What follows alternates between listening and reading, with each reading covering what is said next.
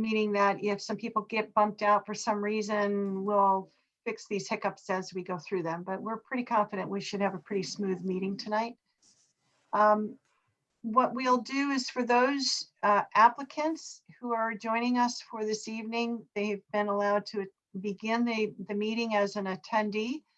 And as your application is up on the agenda, we will then switch your level of participation from attendee to participant so that you can then engage in conversation with the board members, and we can talk about your application and make decisions accordingly. And then when we're done with your application, we will switch you back to attendee and we'll move the next applicant up to participant. So that's the method we're going to follow tonight. And so with that, our first item on the agenda is with Diamond Construction, and it is involving the property at 602 Orchard Street. And Karen, I don't know if Mr. Diamond is here as an attendee. He is. You just have to let him in. I have to let him in. Oh boy. Okay. Let's see if I can do this.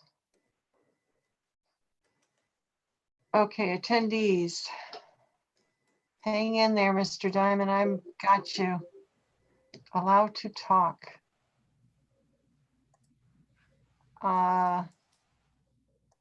Peter Diamond. Yes, we can now. Welcome. Hey, how are you guys doing? So far, so good. All right. You guys, I imagine, have the information in front of you. I don't know if I'm able to share my screen. They mentioned I might be able to. I pulled up some digitals, but you should pretty much have everything I have anyway. Why don't you go ahead and present, then if we need to see something, we can try the screen share. So I basically what it is, I don't know if you guys have had a chance to drive past the property. We replaced all the siding on the house last season and at about October. So we didn't have time to get the concrete in for what you wanted to do out front. And basically just what we're proposing is it's going to be freestanding. It'll sit about like an inch to 2 inches away from the house.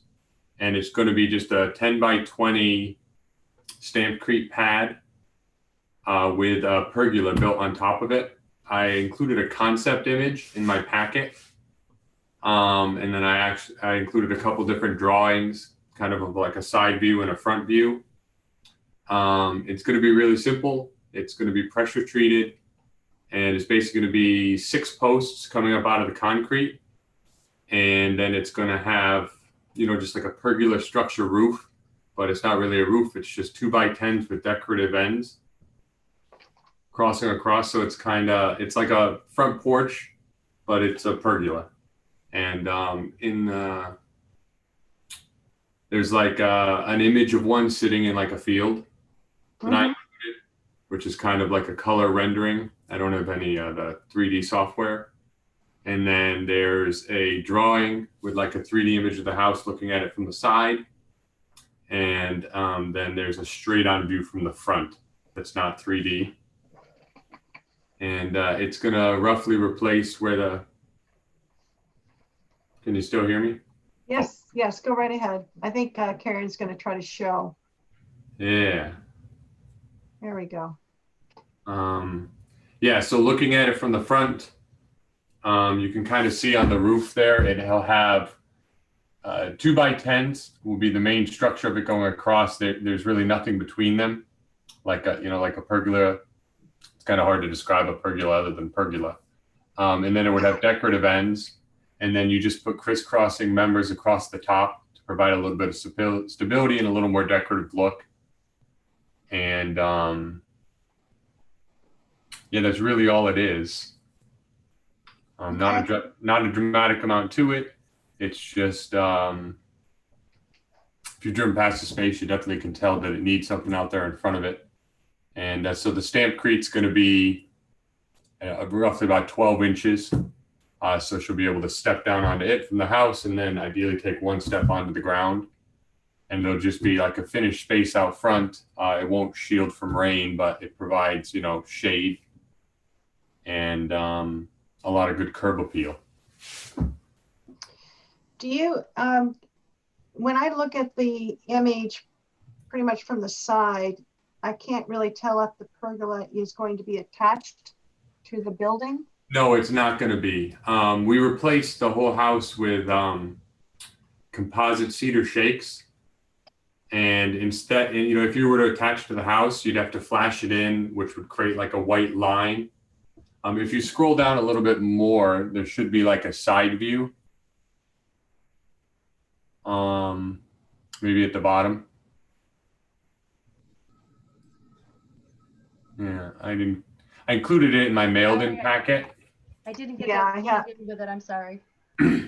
Yeah, so it's going to sit just floating right off of the siding. Okay.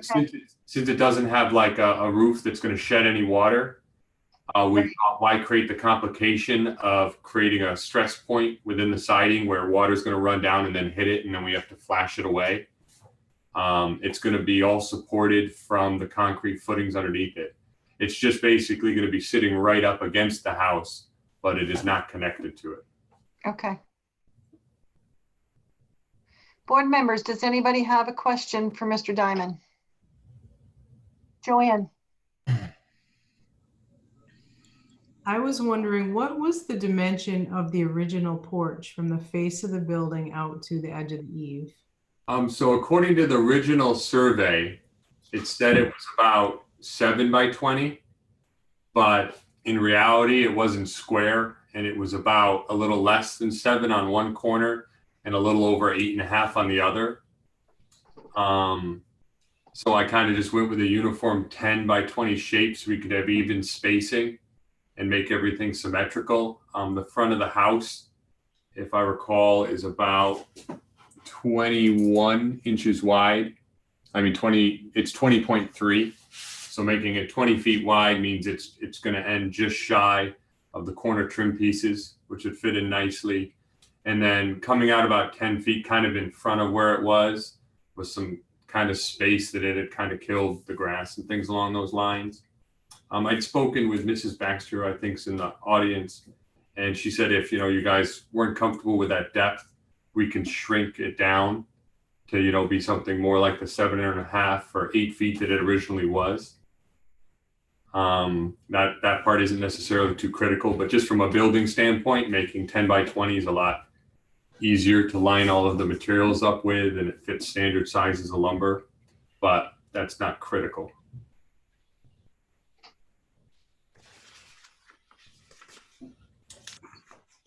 Anybody else? I would say I'm not bothered by the 10-foot depth. Went up and down the street a few times looking at it, and there are actually properties on the street a little bit further to the west that are even closer to the street. So I don't find the 10 feet to be out of character, personally. And on that note, it's going to be low enough so it doesn't require a railing. So when you're walking past it, you're going to have the body of the pergola roof and then the structure of like the 1 foot high concrete, but you're going to look right through it. So it's not really going to protrude into the space at all visually. Right. Right. It's not going to block it. Yeah. Okay. Yeah, it doesn't have like a big railing or anything.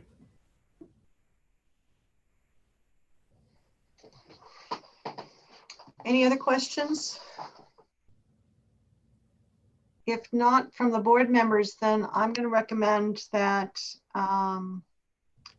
we walk through, well, no, this is a recommendation, right? This is a ZBA application. So we don't need to complete seeker. We just need to make a recommendation. Does anybody want to? So this is, I will make a recommendation to, let's see, to the ZBA. What is the phraseology? That they accept this or that they approve this? That they grant, that we are okay with the proposed. Yes, we have no objection to the opposed variant, to the proposed variance. Okay. Do we have a second to that motion? I'll second it. Okay. And this is gonna be weird, but I think we should go through roll call just because we're on Zoom. So I'll start with Chris. Sorry, just unmuting. Your vote for the motion, In favor? Joanne, Also in favor. Sarah, In favor. Jennifer, I'm in favor. and Dan. I don't see you, but I think you're there somewhere. I'm here. I'm in favor. Okay, is that everybody? And that's me. I'm in favor. And Scott Oh, has it's on. I'm in favor. Sorry, Scott. There I you did are. finally get on. Thank you. Okay. And your vote is? I'm in favor of it. All right, thank you. Okay.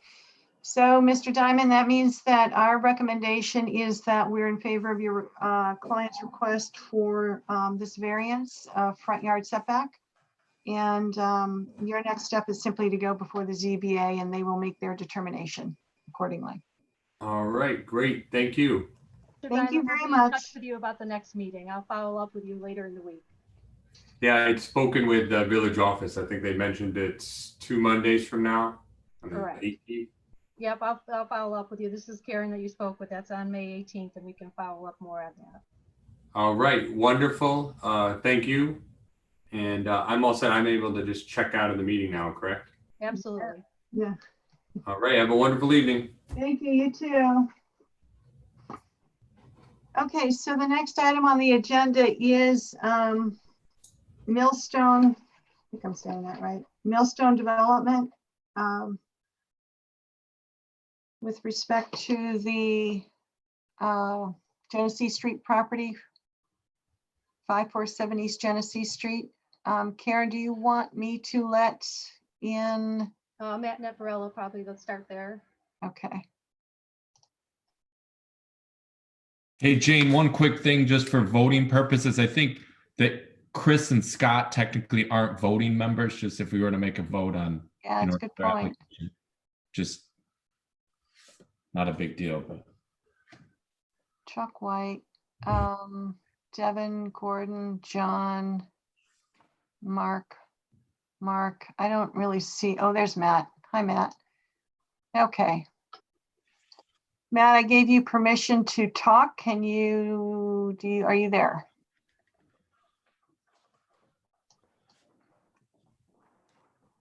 You have to unmute, Matt. Here I Hang am. on. There he is. Okay. I'm sorry, I didn't see that. I was talking and not reading. So thank you very much for having us on the Zoom.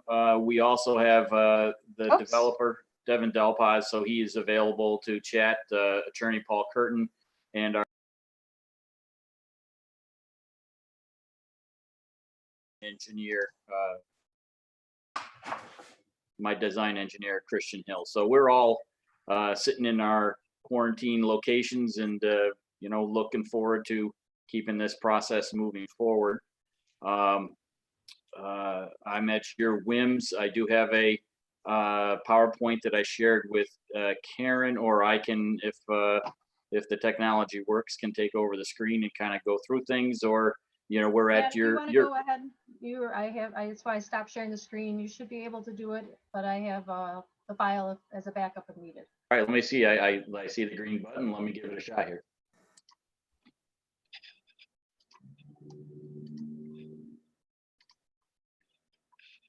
Can you see my screen?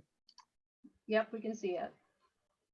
All right, so again, just to go through it, and I did intend on having the team kind of interject as we go, but maybe I'll go through this quickly, and then we can bring in the other guys as needed and such. But again, we're looking forward to moving this forward as we go through. What I want to kind of talk about, and I did put this in the package that we did deliver and emailed out about 10 days ago or so, is this was the last plan that everyone saw in that early March meeting before, as my acronym goes, before the lights were turned out on everybody. Since that time, there's been some progress, several discussions that we've had with DOT, some consideration of the commentary that was made by the planning board members.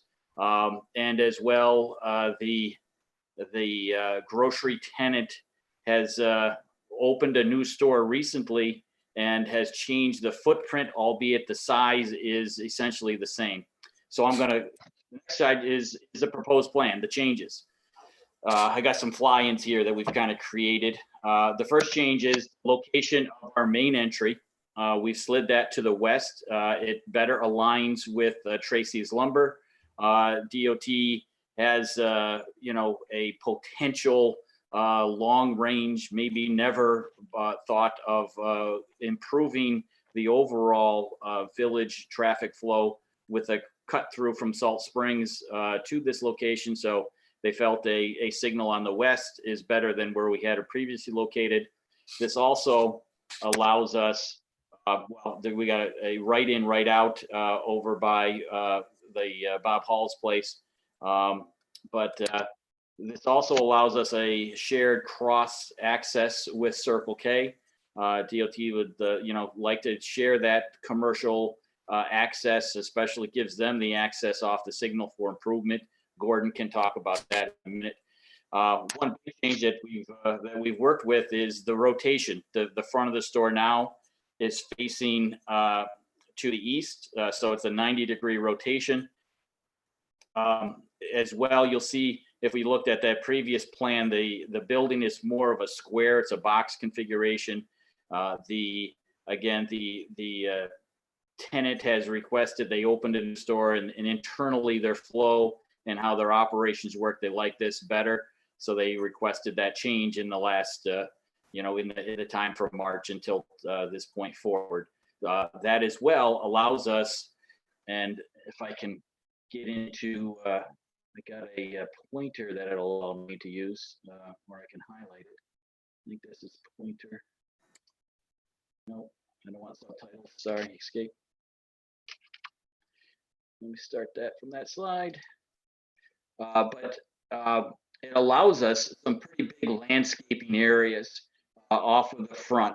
And as well to note, that existing, and we don't really have that ghosted in, the existing old Allied building is sitting about at this location. It's just behind where the Circle K is. So we are pushing the proposed building back quite a ways further, but now, and I think the planning board discussed how we can better buffer this building from Genesee Street.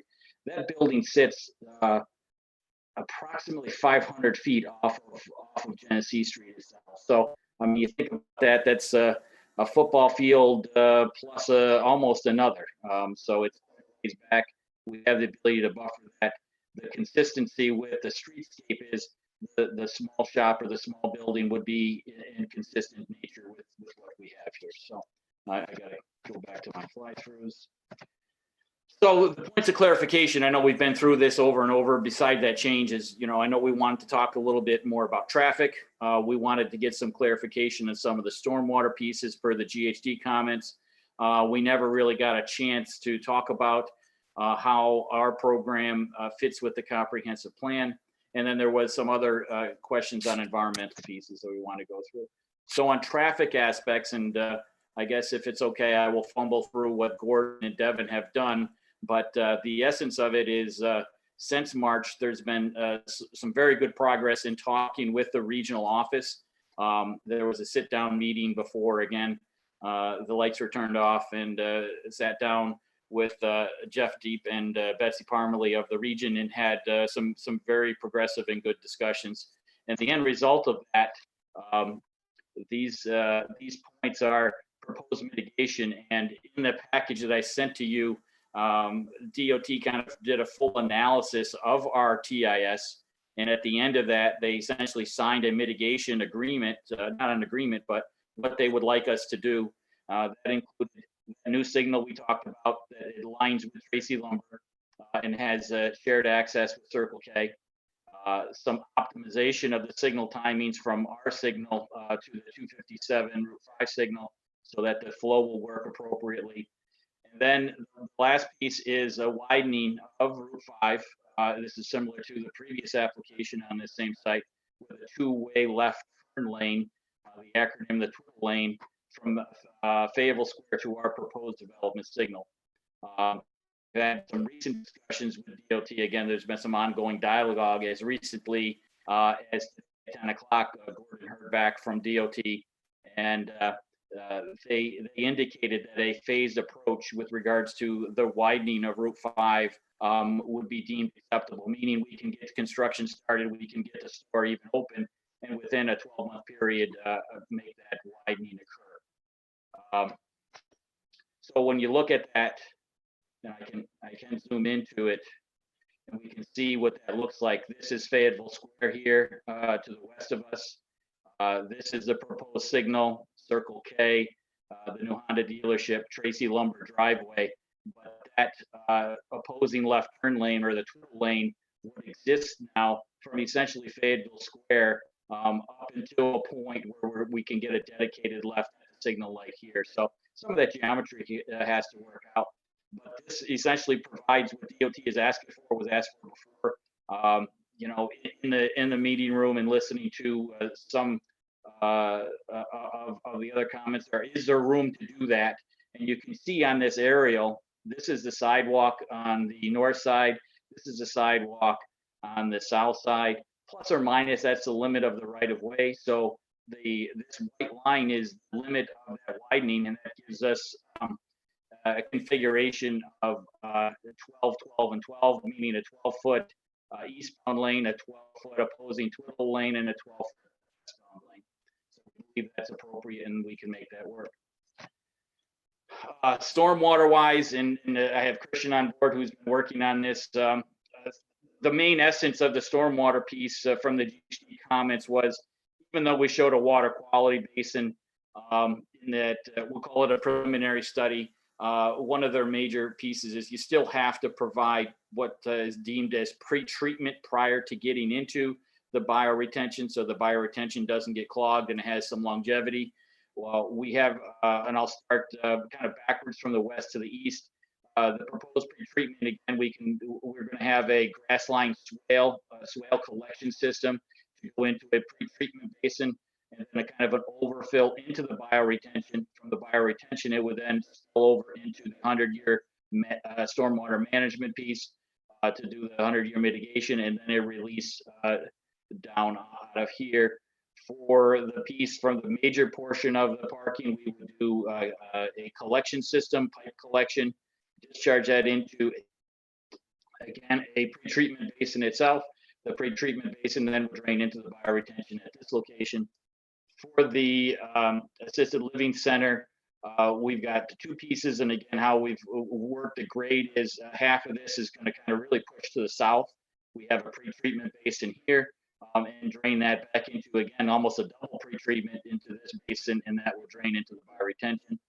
On the east side of the assisted living center, again, we get into a grass lined swale system to do that pre-treatment, and then do a collection and a piping system here on the north end. Really, we're doing that because of we get into some steep grades. You can see once you get and when you grade a site, when you see these grade lines tight together, that means it's a relatively steep embankment. So we're trying to, you know, work that out so we don't have retaining walls and such. And we bring that, whoops, button instead of going backwards. Instead of doing that all as a swale, we have a pipe system again, and then into again a pre-treatment back into the bioretention. So the essence of that is we're providing the required water quality volumes, the runoff reduction volumes into a bioretention. This isn't obviously the exact bioretention, but that's kind of the look of it. It's a treated area. It has a cross section. It has some vegetation and such. This was a can picture at one of our sites. Typically, the plantings are more aggressive than are shown here. The detention system is a system that will drain and will not have water in most of the time. Sometimes, depending on the elevations and such, there'll be some residual water in the springtime, but for the most part, it'll remain dry. The table up here kind of gives you the breakdown. Existing condition, the runoff that we're dealing with is about 22 cubic feet per second. In a 10-year storm, with all of the mitigation proposed, we're reducing that quite a bit by 10 CFS to 12 cubic feet per second. So quite a bit of reduction that we're doing, certainly improvement. A 100-year event, which is just short of 6 inches of rainfall. In existing condition, the rate of runoff at our discharge location is 84 cubic feet per second, and we're going to show a reduction to just under 60 cubic feet per second. So quite a bit of reduction, and the routing of that will give us an elevation in those basins as well. So the stormwater summary is it'll be in accordance with the DEC standards, and as well we've got the other kicker here of being in conformance with the DEC work plan. And again, in this from our last meeting before the lights were turned out, we had a very good in-person sit-down meeting with the OBG Rambo. We sat in their office for a couple hours going through in detail where they are at over the 20-year time frame, what is critical, what is their understanding from the DEC mitigation plans up to this point in time, and what we can and cannot do. So we had a good progressive meeting, but they will be managing that hazardous waste component, and part of that will be how that deals with the stormwater aspects itself. The comprehensive plan and the commercial guideline components, these are the bullets, and I think the letter that we submitted in March that we did talk about this. This is kind of regurgitation of what we shared verbally, but we didn't have good time for comments because you guys just received that package in short order. So we can kind of go through those of how the bullets from the comprehensive plan and how this particular program can be in character with the comprehensive plan itself. And then I did talk about the site environmental pieces, the cleanup objectives, and to be developed as we get into the brownfield development work plan itself. But there is massive amounts, almost a file cabinet full of data that OBG Rambo has on this site. They have a really good handle of what's happening and what they can and cannot do. It will be closely monitored throughout. Essentially, any excavation that occurs on the site will be closely managed, and so that essentially no contamination will be transferred and will be properly treated as the construction occurs. As such, when you look at the grading plan, much of our site program is a fill site, so we're not doing a big excavations at all. So that certainly helps in their areas. And as well, some of those areas that are considered to be contaminated will now be covered as impervious coverage, which DEC tends to like on a hazardous waste site. So again, here's our site as exists today, and we're here for discussions, questions, and again, the whole team is here. We can kind of, I don't know if we can multiply release or if you're just going to have. We can do it one at a time, and certainly, hopefully, you give an opportunity for Devin and Paul to interject as we go through. But that's what we have today. Hopefully, everyone had a chance to review both last month's package and this month's package that was sent out about 10 days ago. So thank you very much, and we're here for to help the program go through.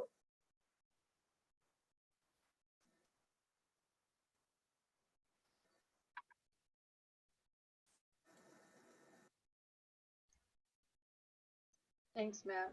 Jane, are you there?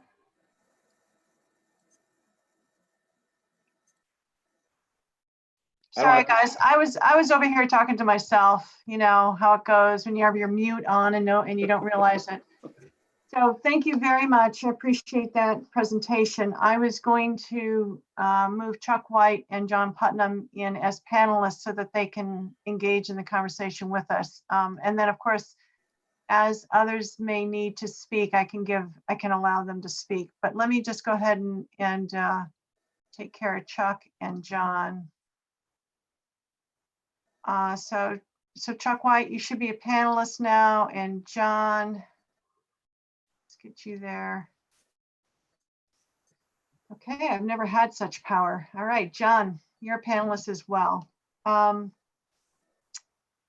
With all due respect, I had a little bit of internet interruption. Matt, while you were talking, I was able to follow, large percentage of what you said, but as a consequence, I turned my video off, which improved my internet connection. So I'm noticing that others have turned their videos off as well. We can turn them back on as we as we all start asking questions. So with our videos off, I'm not sure if I have any board members who have a question that they'd like to ask. Turn on your video and let me know. Hello, this is, I did have a question that, are these questions for Chuck and John first? Is that what you're asking? You know what? I think these questions, we just ask them as they come out. This is a little bit, and actually you're reminding me of something here before I let you continue, Sarah, and it can be a very one. I just want to make a comment that I appreciate the applicants understanding that we were not able to meet last month due to the pandemic, and tolerance and patience and working with us as a board in handling this particular application through virtual meetings. We're going to do the best we can to stay on track and to have all of us well organized, so we have the most recent version of whatever study or report or memo has been submitted to date. Yeah, right. So with that, I'm going to reference, Matt, you pretty much walked us through what you submitted and we received on April 23rd. And it's the new layout. It's the traffic impact study, which is what I think TIS stands for. That particular impact study has Betsy Parmley's stamped agreement on page 7, and then your response to I think the questions that were submitted prior to in March, right? So Correct. okay, all right. And because the stormwater management plan that we have was submitted in January, and I am assuming is not responsive to this current layout, I recommend that at least right now, we don't get into the details of that particular plan. So I will say we have incorporated all of the changes, and literally today we have a 3-inch thick SWIP document that I can get to Chuck White for review. So we have those numbers. We feel confident we've answered those things. I think the sizing and the appropriateness of meeting the standard for this purpose of seeker review is that we can accommodate stormwater, and then we certainly can have another iterative process with Chuck through the process as needed. But we feel confident we've met all of the items, and certainly when you're dealing with the volume of the regulation, there might be some I's to dot and T's to cross, but we felt we meet the mandate. So just for clarification purposes, everybody involved, the board has not seen that updated SWIP. You're saying you've produced it, you've addressed all the concerns, but the board has not seen it, correct? Okay. That is correct. That's fine. All right, Sarah, I think that's great. Thank you, Matt. I appreciate that. And Sarah, now if you have questions, please go ahead. On the traffic study side, the DOT seemed to assume that this road from Salt Springs was agreeable. And I didn't know if there had been any conversation with Tracy Lumber or the owners of that property or anybody responsible for Salt Springs Road, or if this really was a thing, or is this just sort of a dream that someday in 100 years we'll have this road? I think I really would like to defer that to Gordon and Devin, who had that meeting. I was not present, but if we can turn Gordon on, I'm sure he can address that, Sarah, very well. Okay, Gordon, you have permission to speak. You just have to unmute your microphone. Okay, can everybody hear me? Yes, we can. Thank you. Okay, so we met with Betsy and Jeff on March 12th. And as part of the discussion, the DOT asked us to look at a possible scenario to improve existing deficiencies at the 257 intersections. So we looked at that potential road from Salt Springs out to Route 5. This is an alternative that I discussed with the Village of Fayetteville and DOT. I want to say 8 years ago when we were looking at the price chopper for this site, possibly longer. And as DOT noted in their letter, this is not a proposed mitigation for this project. The roadway, the future connection to Salt Springs is a long-term potential improvement that we've identified as a feasible alternative. And as DOT noted in their letter, SMTC has also noted this as a feasible option in the future. So given that this is a potential improvement that could benefit the overall village, that's why we've relocated our signal to a place where it doesn't take away the feasibility. So there hasn't been any discussion with Tracy Lumber. We're providing our access in a location that doesn't prohibit it from happening. Thank you. That clarifies that point. I have one other question, Jane, if it's okay. Yes, please go, keep going while you're on. So the other thing I wondered, and this may relate to John Putnam or maybe somebody else, but because we're in seeker right now, I wanted to better understand what the nature of the remediation program was, and the article, the section that went back and forth with the engineering report mentioned that there's some monitoring wells that need to be kept safe, and that there's an area 1 that needs to not be disturbed. And I wondered if those items could be shown on the site plan drawing so that we would know that we were complying with that portion of the remediation in any plan that would eventually be approved. If I can, before John jumps on, we now, because of that OBG Ramball meeting, we have an understanding of Area 1. Area 1 is north of the industrial/residential zone boundary. So if you're still looking at my screen, that boundary is somewhere here just to the south. This is this white little structure here in existing condition. That is the remediation control building, essentially, where dealing with the treatment. So the area 1 is kind of back in this tree area back in here. That's what they deem as the critical area. There are wells throughout the property that just as long as those wells are in new graded areas, we can recap those. And again, I said we're mostly in fill, so we would put an extension on those and put a new cap so that they can still be monitored.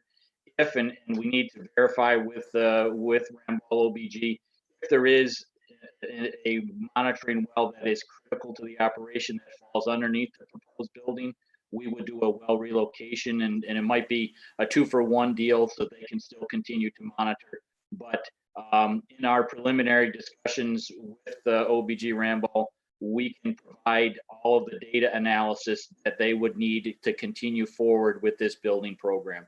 So they have looked at it. And again, the critical area of Area 1 is north of that zone line. And so we are not touching that at all. Thank you. So I guess I would just go back to Mr. Putnam as whether the relocation of a monitoring well, should it be in the way, is an okay thing. Yeah. Can you hear me, everyone? Yes, we can. Thank you. Great. Yeah, I'm having a heck of a time hearing Matt, but at any rate, yeah, I think we all are.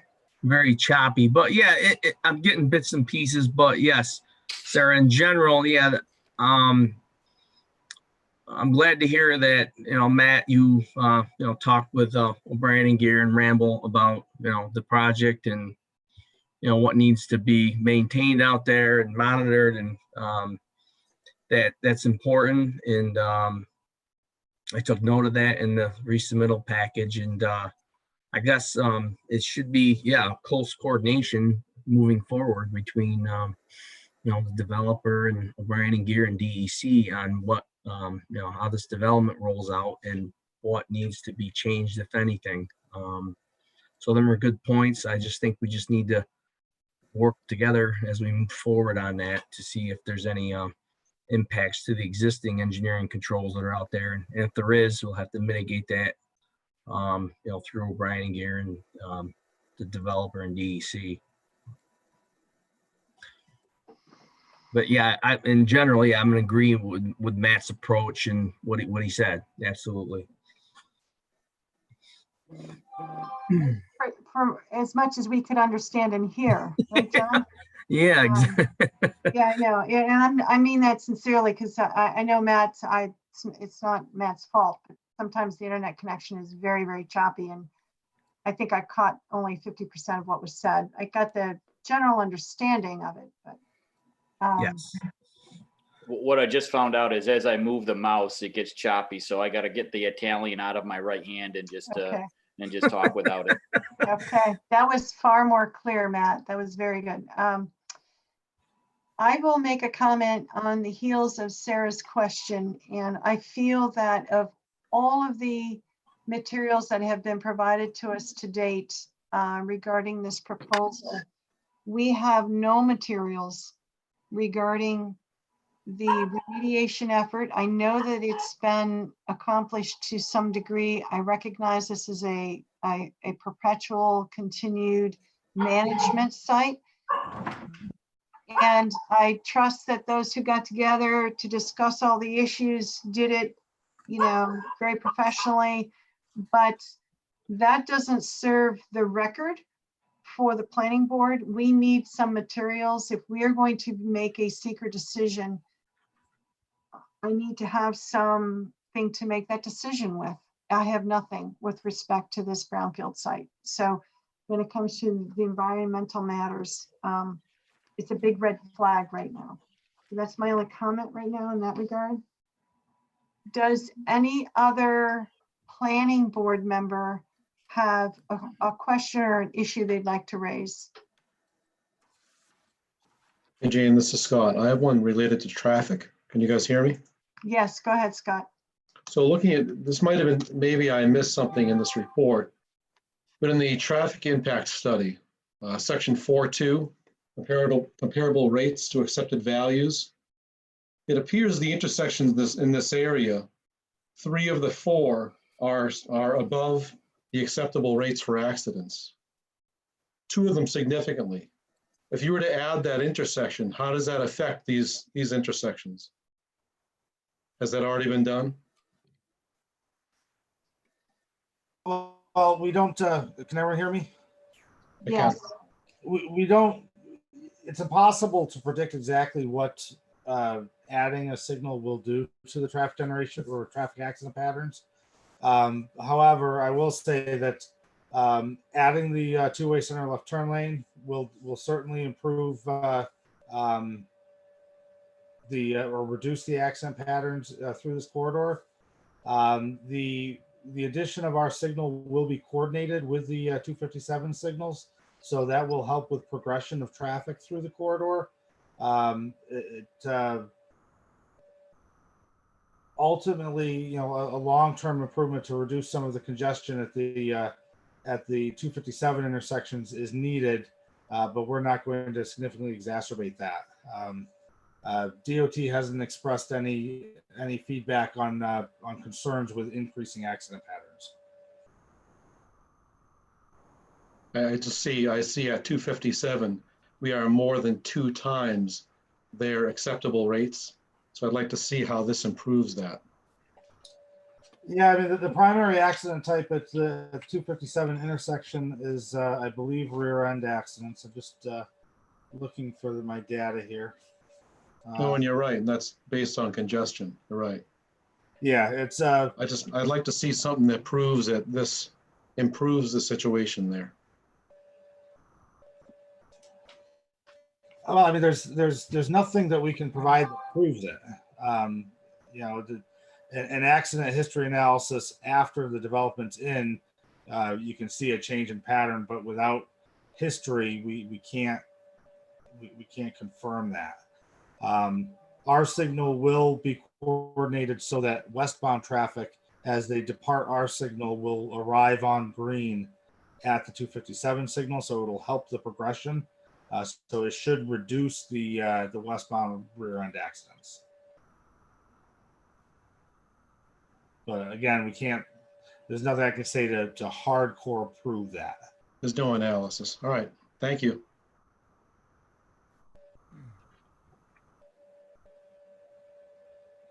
Thank you, Scott. Anyone else? Jane, as a wrap up, I think if we can unmute Devin and potentially Paul Curtin, just to kind of better do a little wrap up and as well address some of your hazardous waste comments that you just made. Devin had more at length discussions, and certainly ever since he started proposing this site with OBG Rambald, who was the former owner as well, so he can really help in that understanding of the history and what's going on with Brownfield and everything else. I just gave Devin the opportunity to speak. So Devin, go ahead, please.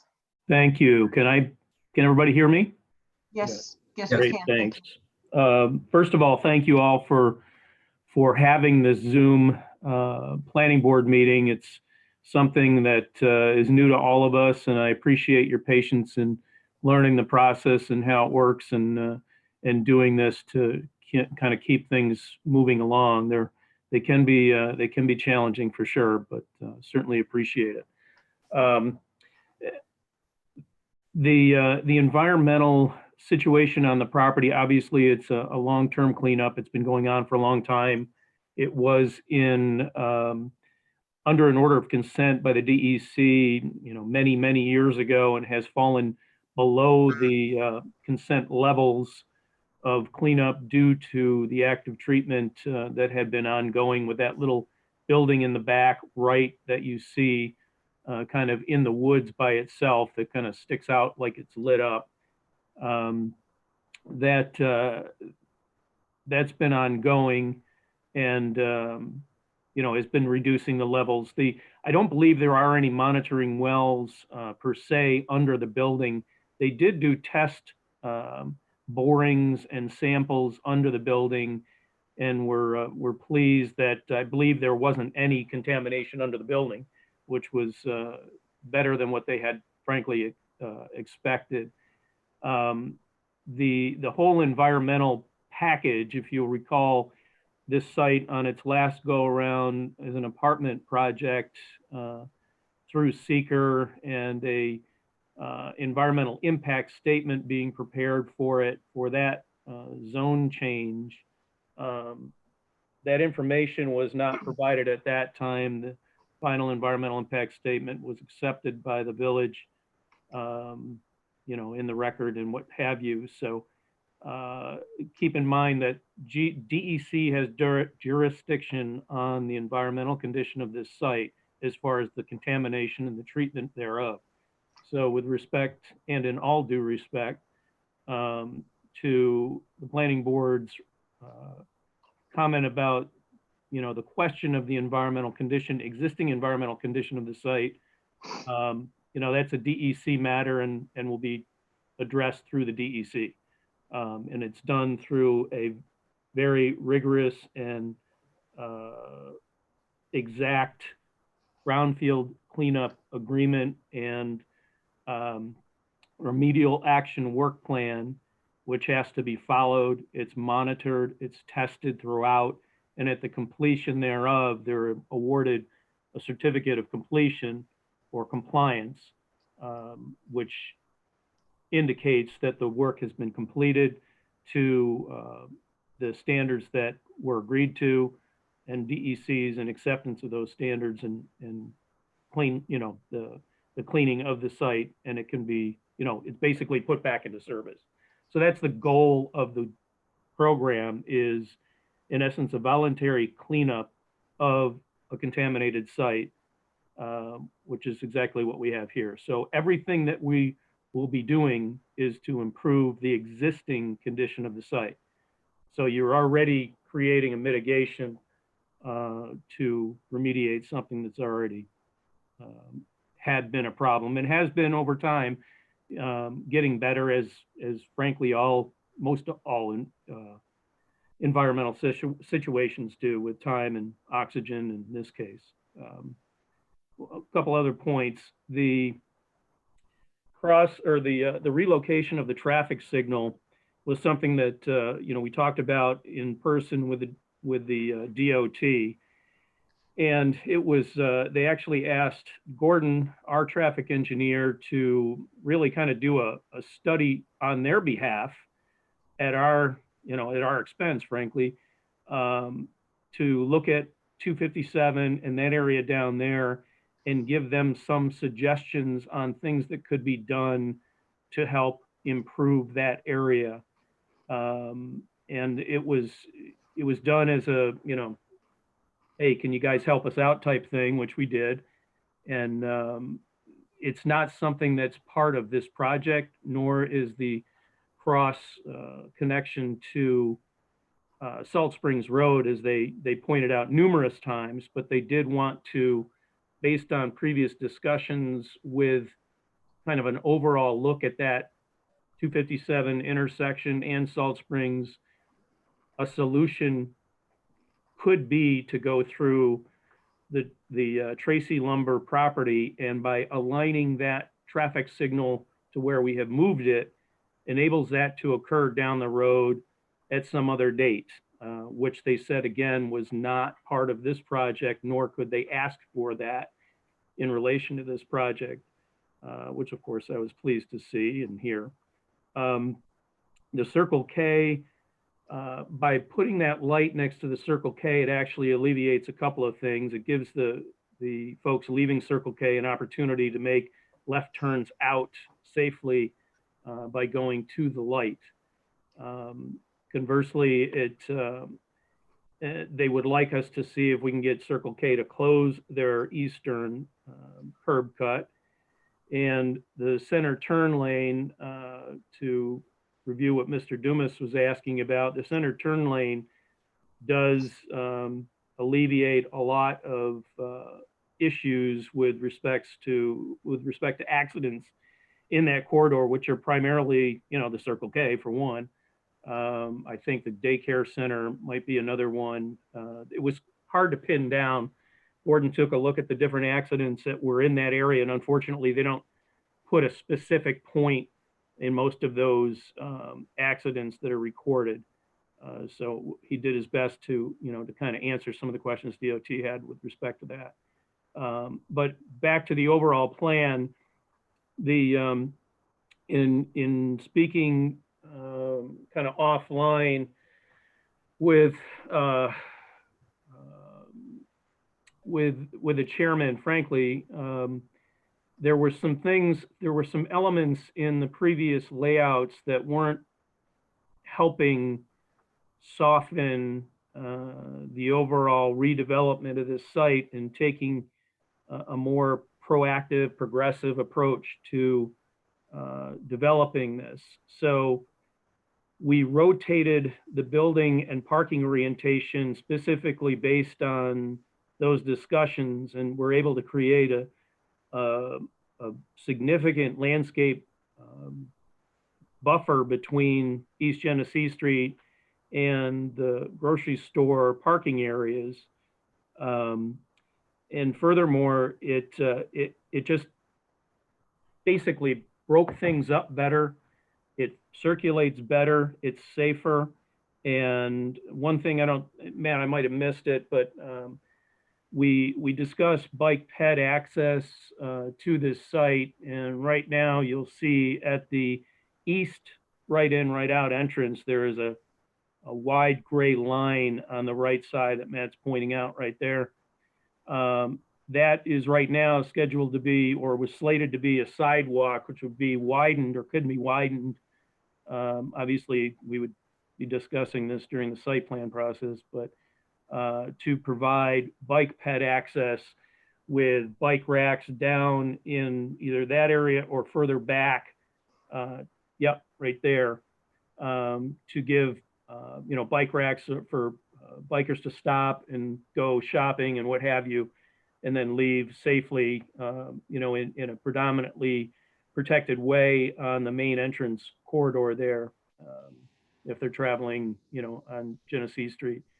And then I think we talked about this previously, but the residential land to the north, the intent of our use of that is basically to, and again, this is sort of a seeker issue that we'll be discussing hopefully during site plan, but our desire for that area is to provide a public benefit by either giving that to the village or to a land conservatory or what have you for either open space or recreational use for use by the village residents. I suspect there may be residents that currently enjoy that area, perhaps on hikes or with their pets or what have you, but we would like to see that be opened up.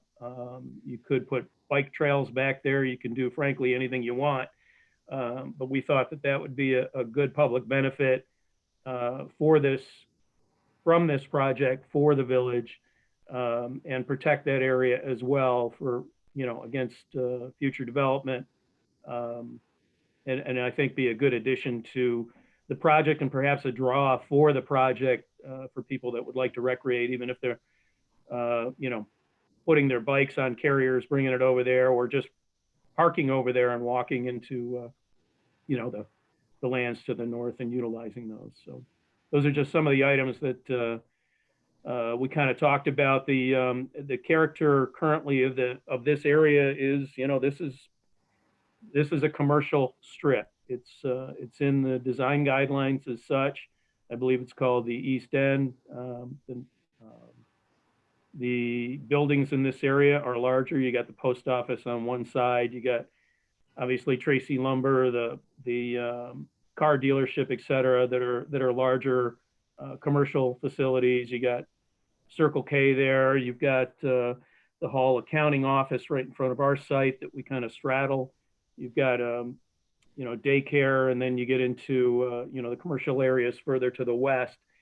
We've tried to soften that overall look from the street in the 3,500 square foot building out front that has the same setback as the Hall building next to us, with parking to the side and the rear, as opposed to the post office that has it in the front. So those are just some of the things that we picked up on in our discussions that I hope the board recognizes that we've been listening and we've been adapting and scrambling to get all the other stuff in line. To Matt's point on the drainage, we have proven in the past in the current design, while it rotates it and changes it some, we still can mitigate any impacts with respect to drainage. And we've gone, frankly, in my experience, way far down the road in site plan oriented stuff to provide data that, for frankly, an area variance request is beyond anything I've dealt with before, but appreciate the requests and hope we've provided you with an understanding and a comfort level that we have mitigated impacts with respect to this site that we were asked to do, traffic, as well as drainage. We feel that we've accommodated those things. We're going to improve those. We're going to improve definitely the traffic in this area by providing more, with this traffic signal, more gaps for people to make turns and safer turns by putting in that center turn lane, and the coordination of signals to help smooth the traffic through there, and being a catalyst for hopefully future improvements, with a potential connection over to Salt Springs at some point in time. So that's all I have. Thank you. Thank you, Devin. I appreciate that. Mr. Curtin, I think that Matt requested that you be given an opportunity to speak. So I just gave that to you. If you wanted to unmute your microphone. I thank you very much, Jane, and members of the board. This is a case of first impression for me, having done planning board work for probably 35, 40 years. I've never done it by way of Zoom. But thank you for your time and your consideration and the technical support that we've got. It seems in listening to our presenters, Matt Naparella and our traffic engineer, and Devin Delpas, the developer, all questions that have been previously asked have been properly addressed by way of supplemented submissions that have been made in a timely fashion. Jane, you raised one concern having to do with the existing environmental issues that continue to affect the site. And we're really talking about seeker tonight, among other things. Devin touched on this, and I think he did it very, very well. The DEC, as an interested agency, still retains jurisdiction over whatever has been done and will continue to be done as a result of ongoing improvements that will do nothing less than better the site. So I guess my concern is, for the record, what additional information would be requested or required of the applicant, knowing that you've got a state agency overseeing that aspect of the site redevelopment? I take that as a question towards me or Yes, for ma'am. me? If you don't, yeah, if you don't mind, I'm just. No, I don't mind at all. And I respect all of the verbal information that has been provided for us with respect to the remediation efforts for this site, but we don't have anything in writing. We don't have any documentation. And evidently there's a lot of it out there. And if it's as simple as getting some documentation to us, so we have a better handle, knowing that DEC has final decision-making power with respect to remediation. I'm not challenging that. I'm not questioning that.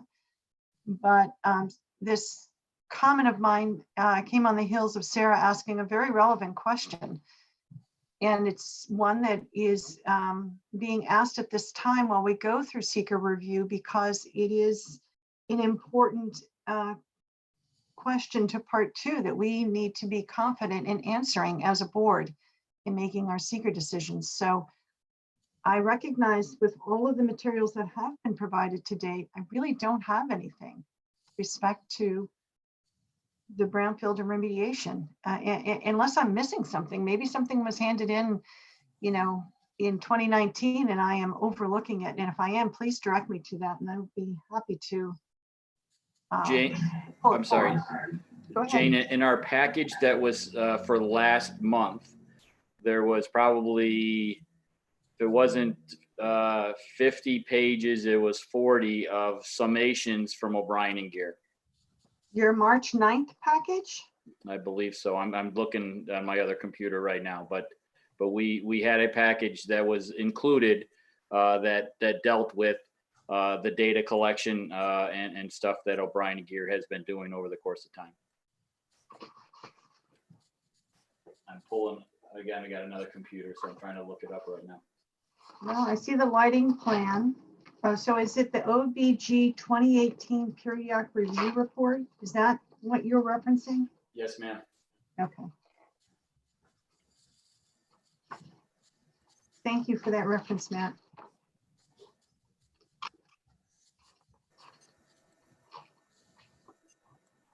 Paul, do you have anything else you'd like to say? No, I think that, again, the material is there. It's apparent that you may not have been able to focus on that with everything else going on. So I'm not trying to put words in your mouth, but. No, there's no words to put in my mouth. Well, I have never. This is called a snoozer, but I'm sorry, I did not completely Yep. focus on it. And I'm glad that you brought it to my attention. Thank you for doing that. Okay, so. Other planning board members, I'll ask them and see what their take on that is. So, but Paul, any other comments? No, I think, again, this has been an extraordinary submission for referral to the ZBA for an area variance. And I think that, Devin has expended, an extraordinary amount of resources to get us to this point and get a comfort level, both for the development team and the village planning board. So I would hope that we could move this forward in a positive fashion as soon as possible. And again, I thank you for your time. And if that's, if the environmental remediation is an open issue that has not been focused on by the board, I would certainly encourage you to take a look at that and advise us of any deficiencies. But it seems to me that 40 pages of documentation prepared by O'Brien and Gear probably addresses this to the nth degree. Mark Colvin had a question.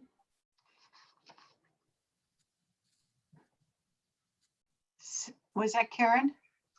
Mark Colvin raised his hand and he might have a question to speak on. Okay, yeah, here he is. Okay, thank you. Mark, you're unmuted. Here, unmute you. There you go. Nope, it's not unmuting. Hang on. Can you unmute yourself, Mark? I can't seem to, it's not. There All you right, go. let's see if that works. There Oh you yeah. I've been doing lots of these Zoom meetings. I'm getting really good at this. I'm living by Zoom these days. Just wanted to make a comment. I've been sitting here watching this because the ZBA is going to be doing this in a couple of weeks also with Zoom. Plus, I'm very interested in this project, obviously, because I know it'll be coming before our board shortly. And I just want to say that looking at these plans and looking at all the effort that you guys have put in here to make this more attractive to the village, I think you guys have done a really good job of that. I think that it looks great. I think the setback farther is good. I think the screening with some landscaping will make it much more palatable as you drive by in the daytime. So I just wanted to tell you, your work is really appreciated. I think you've done a lot of effort. The seeker stuff, of course, is a whole other billy whack of mess, but I'm not going to comment on that. But I think that you guys have done a really good job. And I just wanted to tell you, I really appreciate all the work you've done to take into consideration the village's needs for this project. Thank you, Mark. All right, any other planning board member, any question or issues you would like to, specifically questions you would like to raise for any of our expert attendees who are here so they can address them? Hi, Jane, this is Sarah. I have a question that's more process oriented, but I just wanted to raise it in case it was necessary. Is this modification in plan, which I agree with Mr. Colvin is an improvement? Does it have to go back to the county? Are the differences sufficient enough to require another step? I think at this stage, Sarah, that we're involved with seeker review, it does not need to. If we get to site plan review and we get into more specifics on the site plan, we might want to then get the county's take on it at that point. Okay, thank you.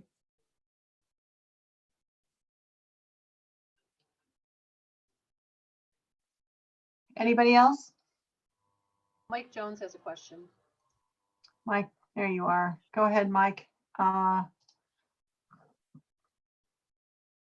If you unmute yourself, Mike. There you go. Hey guys, hey, I got a question on this new site plan. Is this a drive-through pharmacy as well?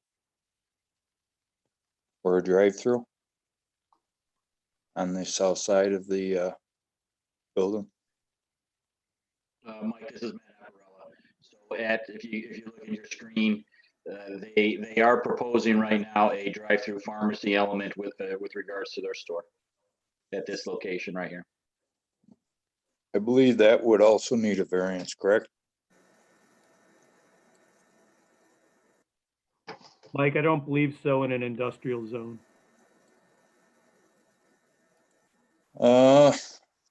I thought pharmacies just weren't allowed, period. Or I'm sorry, drive-throughs. Drive-throughs. You make, that's what I thought too. I thought the whole village had a no drive-through standard. Mm-hmm.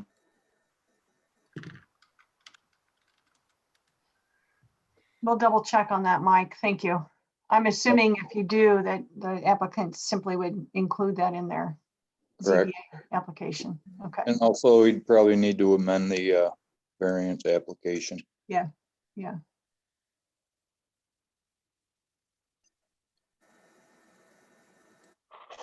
Anything Jane, else? Jane, Oh. this is Jennifer. Question about the SWIP. Updated SWIP is required. John Putnam will review. I'd like the applicant to address that. I know Matt said it's done, but it's about to be submitted. And I'd like to hear about that vis-a-vis the review for the environmental document, environmental review, et cetera. I can have it in Chuck's hands tomorrow morning. It literally dots the I's and crosses the T's of the stormwater requirement. So I guess, again, for the understanding for a seeker review at this level, it frankly is a construction document, and it is satisfying the three major elements that require for a new development: the water quality, runoff reduction volume, and the mitigation requirements for a 10 and 100-year storm. So, I mean, at this level, again, the at length and the calculations, it's probably a 10 meg document or close to 200 pages. So I can have that in Karen's hands tomorrow morning by noontime. As a hard copy, as a digital copy, I can release that. Probably can do it from my desk right now if that's needed, but it just literally got prepared and finalized today at noontime. Okay.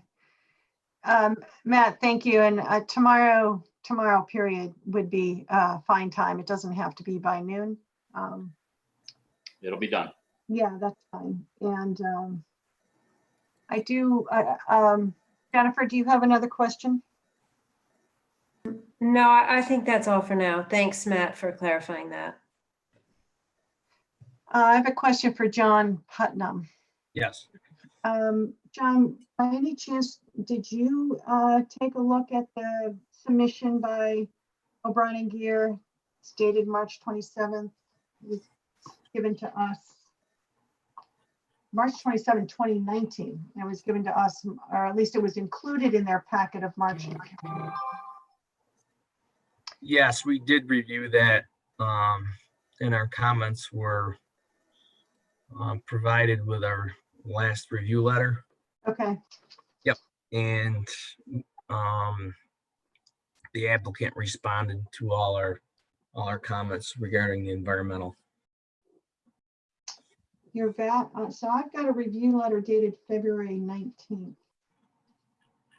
So, well, I'll catch up with you and get updated on all of that. And, just, I know we've mentioned this before, and Matt, I don't mean to be putting you on the spot. I'm just making a comment. When we get into projects of this complexity and the number of versions of things and review letters and so forth, it's always so much easier for us planning board members if we have a sheet that just keeps us really on target and on task. What's been submitted, what's been reviewed, what comments have been submitted, that kind of thing. And if that had been at the front of your very well, nicely prepared April 23rd submission, I think I would be less confused right now on this environmental issue. So not your fault. I take total blame. I got to catch up on that particular issue, but that's all. So planning board members, any other questions?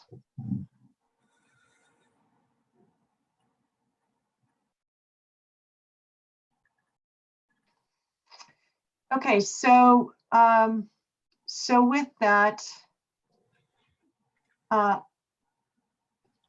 we were prepared to walk through part 2 of the seeker form tonight.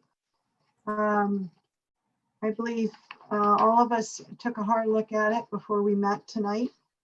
I think we touched upon all of the most significant issues. Those being the environmental issues, traffic issues, stormwater for certain, and then community character and comp plan, not analysis, but alignment, the proposed development in its alignment with the comp plan. And my question to the planning board members is, are you interested in walking through part 2 section by section tonight? Or do we want to now receive this updated SWIP?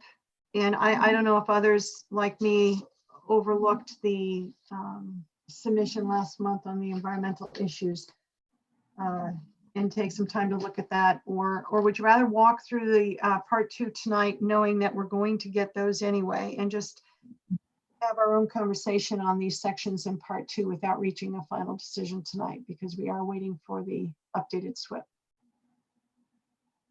So, Jane, this is Sarah.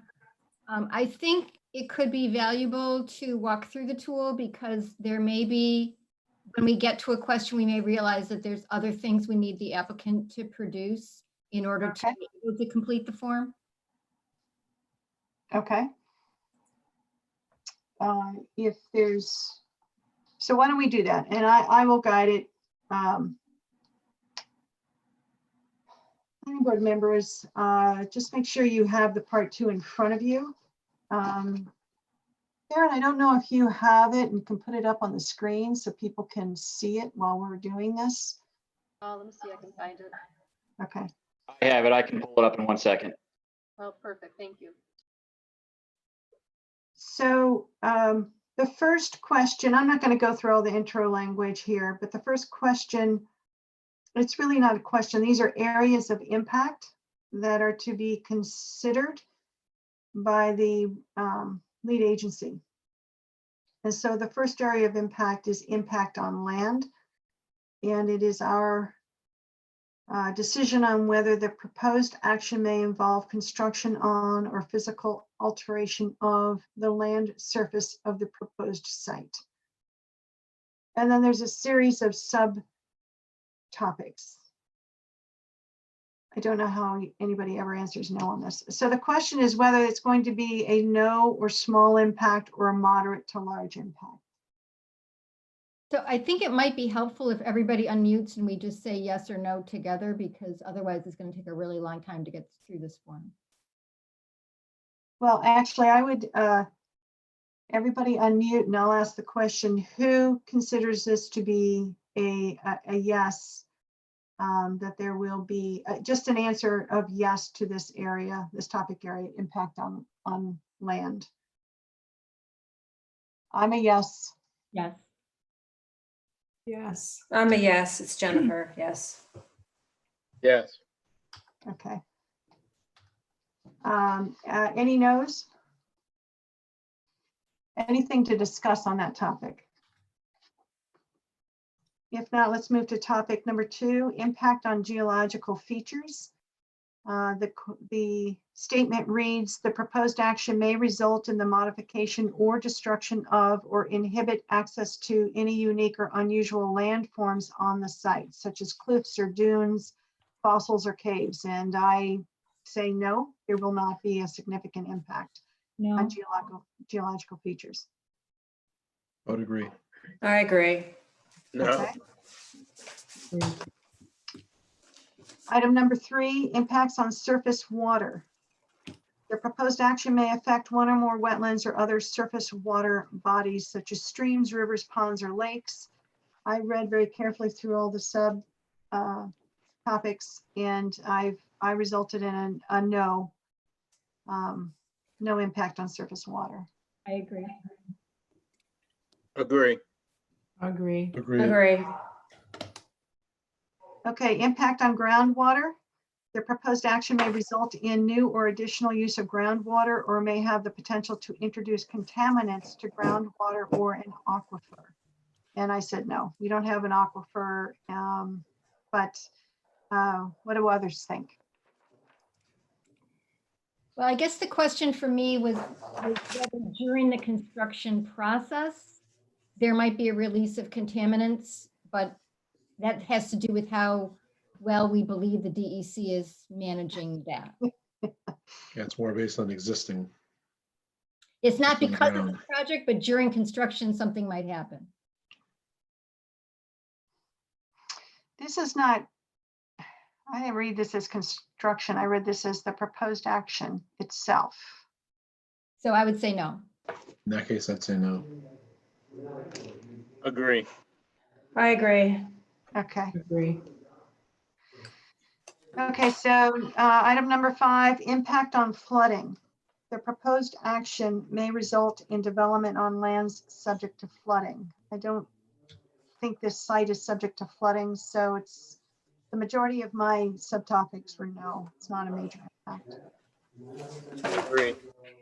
It is going to change the existing drainage patterns, but I trust that we'll have a thorough review of the SWIP. So I feel confident that we will address those if there are any issues. Do others have any concerns here? No. Okay. Impact on air.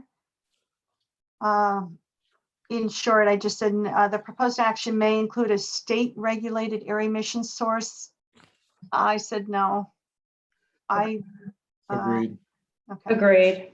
Agree. Agree. Okay. Item number 7, impact on plants and animals. The proposed action may result in loss of flora and fauna. No. I did consider this to be a small impact. There will be some loss of flora and fauna, but there will be some additional flora and fauna. So Yeah, they're also, weren't we directed in the seeker or in the SACPA response in the resolution to look into that as well? yeah, yes. If I'm recalling it correctly, yeah. So I see that looking into that to be something, if we get to site plan review, to really pay very close attention to that issue. But from a seeker perspective, in terms of level of impact, I voted a no on this one. Agreed. Well, wouldn't it be a yes with a no or small impact? That's where we're at right now, or what we're thinking about. Because I think my assessment of it is saying no is pretty blanket. Whereas I think saying yes, and then it's conditioned on the fact that it may be a small impact, I think seems more accurate. Because it does say loss of any threatened or endangered species, which is what we're supposed to be looking into. Okay, I'm okay with that. Kind of a yes. It's with- qualified that way. Yeah, it's Yeah. qualified. Yep. Okay.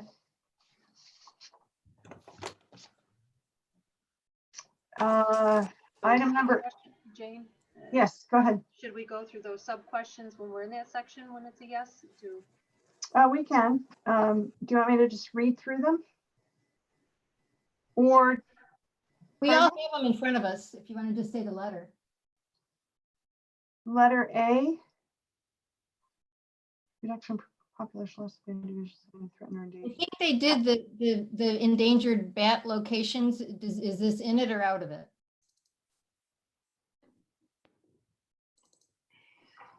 I don't recall. Anybody else recall?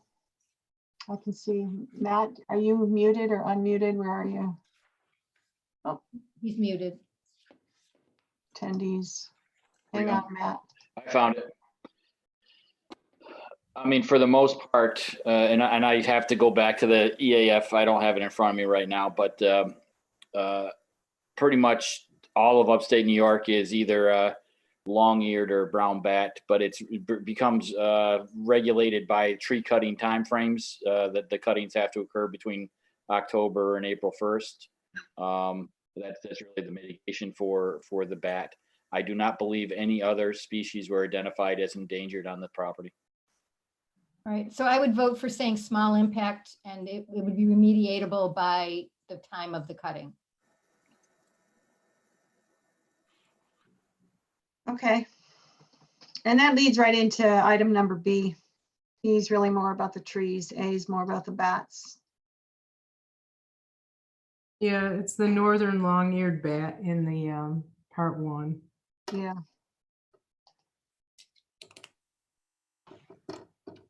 The area that is going to receive most of the attention here is not heavily treed.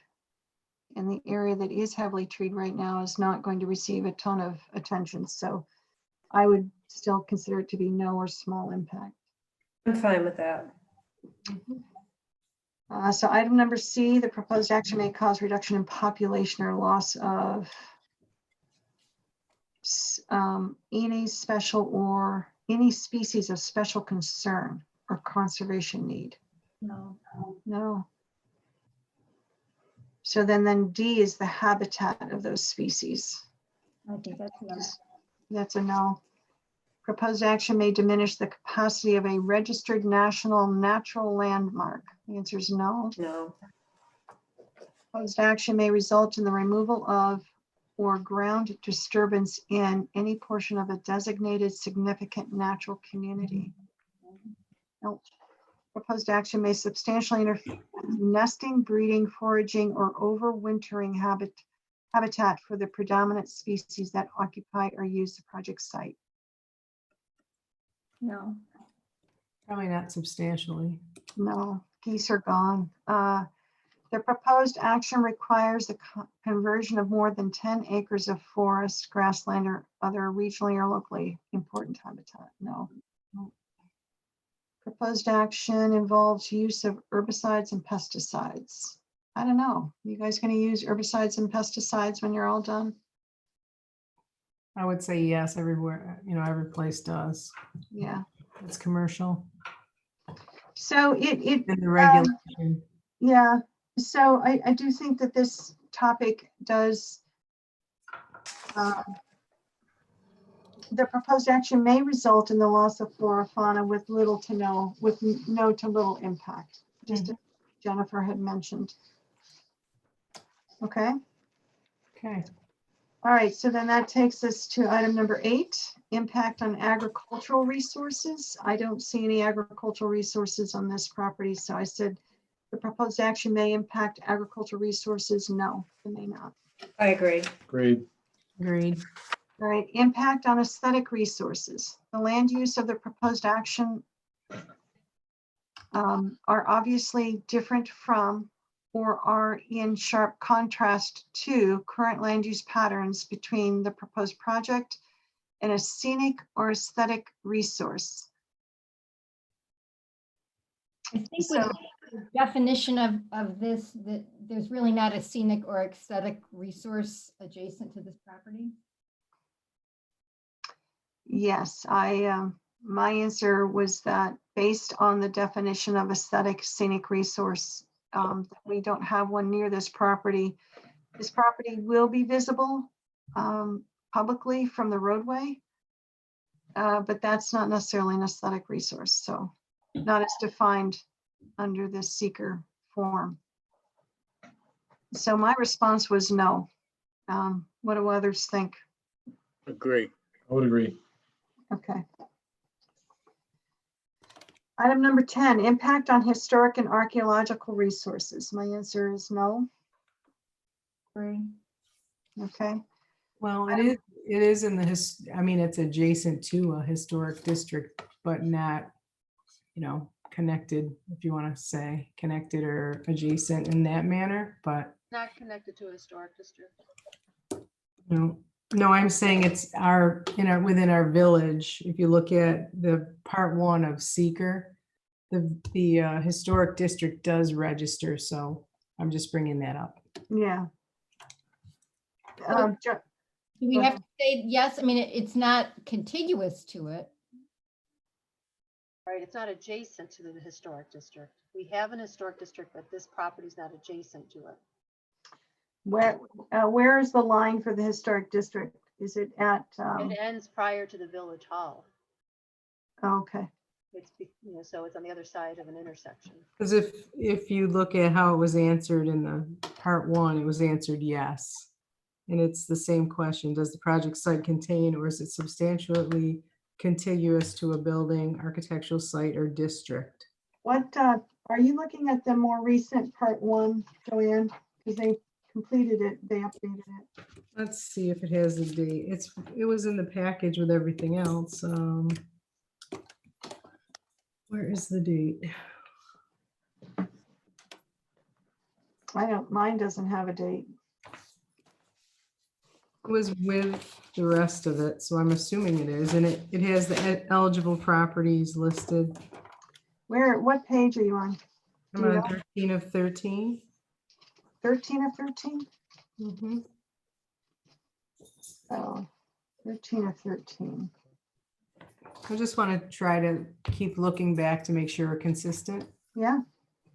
Is a project site container, is it substantially contiguous to a building, archaeological site, or district which is listed on the National or State Register of Historic Places, or that has been determined, blah, blah, blah. And they said yes, and then nature of historic archaeological resource is eligible properties are. So they listed a bunch of properties, 603, 605, 534, 547.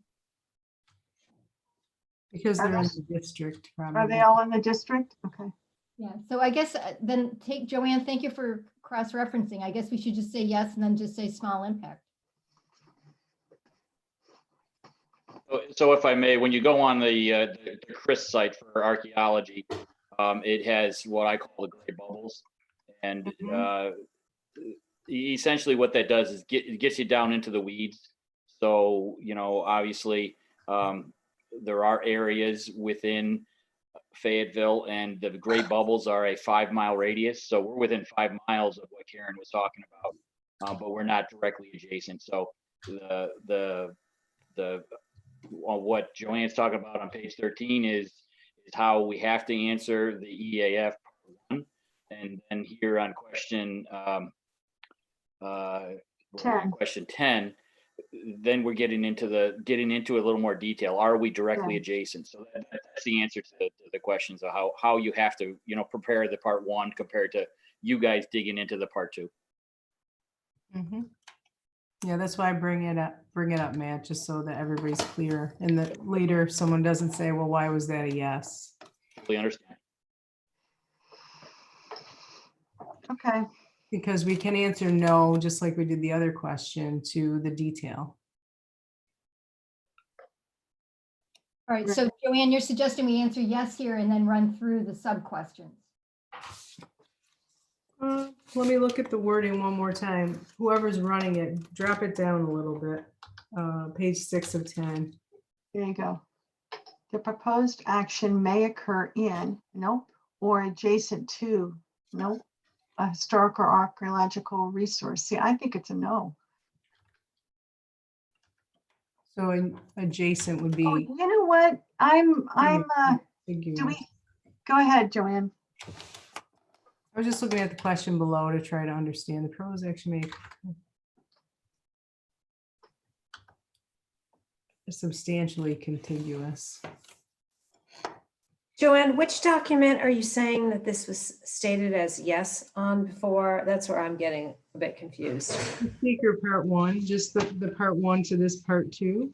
For the okay. The document is called Long EAF Part 1, 5/4/2020. Okay, got it. So I guess I would say that that it's substantially contiguous since it is on the same street in the same village. Yeah. It's a no or small impact, but it is in fact substantially contiguous. Does that sound right to you, Joanne? Yeah, it does.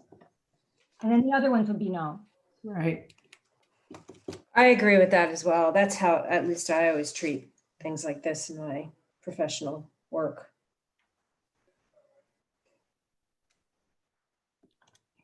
So what's the main answer to item number 10? Yeah. So the answer would be yes, but the sub answers would be no or small. Okay. Unless somebody thinks it's moderate for A.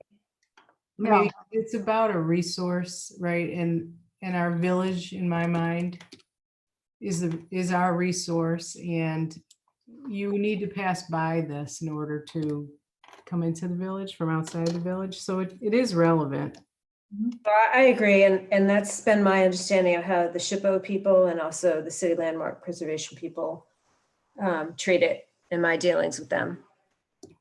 Well, thank you for that. I think that that has been one of the things more commonly expressed by residents is sort of that gateway part of this part of the street.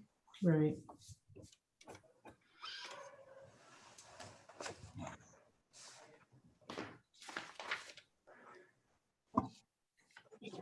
Yes, Okay. all the sub questions are basically no or small impact.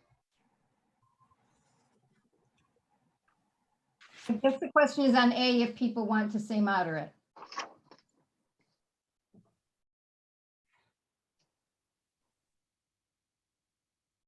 I think it's small based on where it is.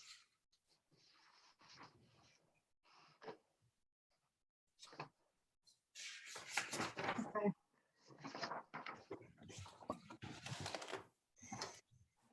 Are we comfortable then and ready to move on to 11? Yes. Okay. Okay, so item number 11, impact on open space and recreation.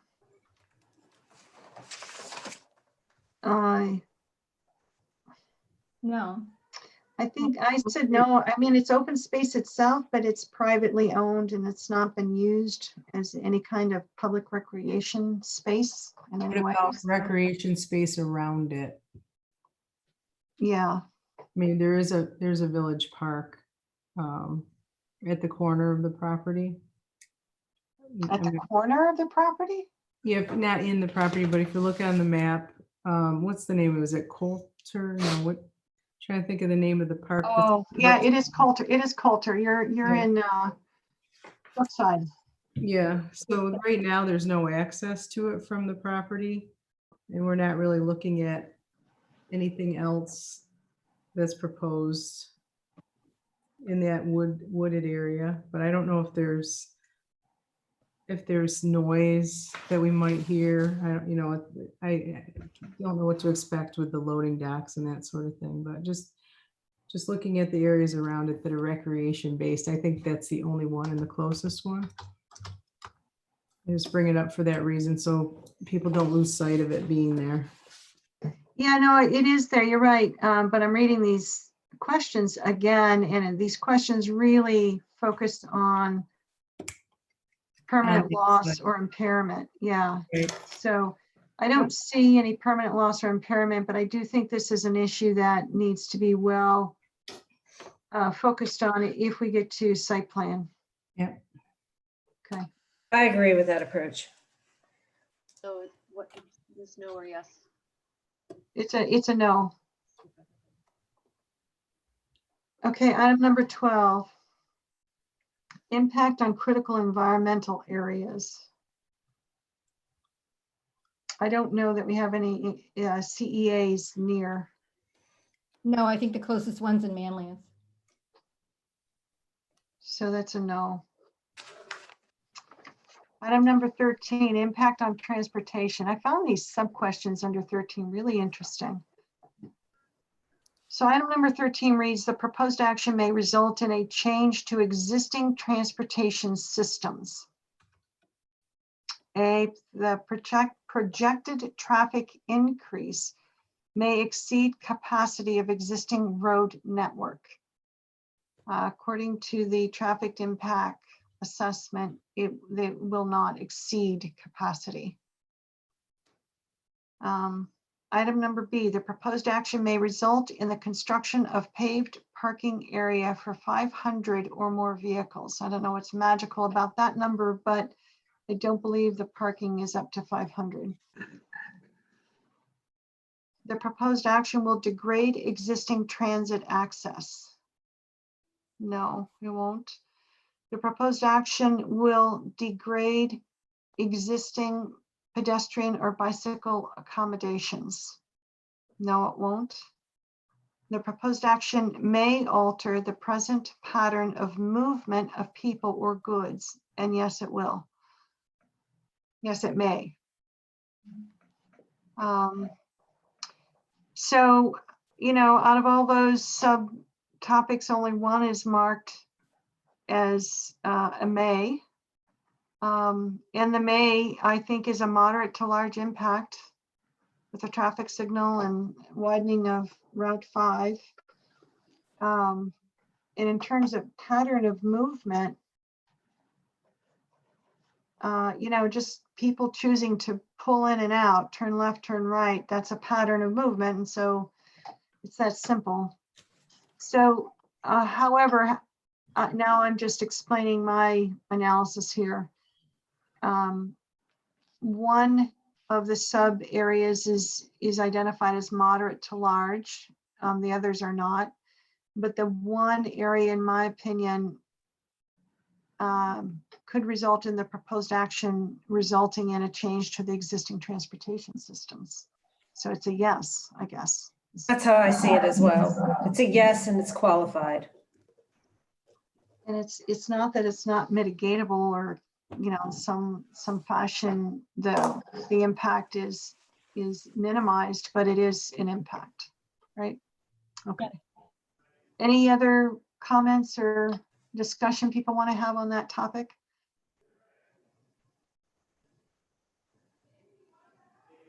Okay. If not, let's move on to 14. Impact on energy. Similar kind of thing. I don't know that we're going to need to upgrade a substation. I don't recall anybody mentioning that, so I think that's a note of small impact. I don't think we're creating the extension of an energy transmission or a supply system. And I don't know what it takes to utilize 2,500 megawatts per year. So I don't even know how to answer that question.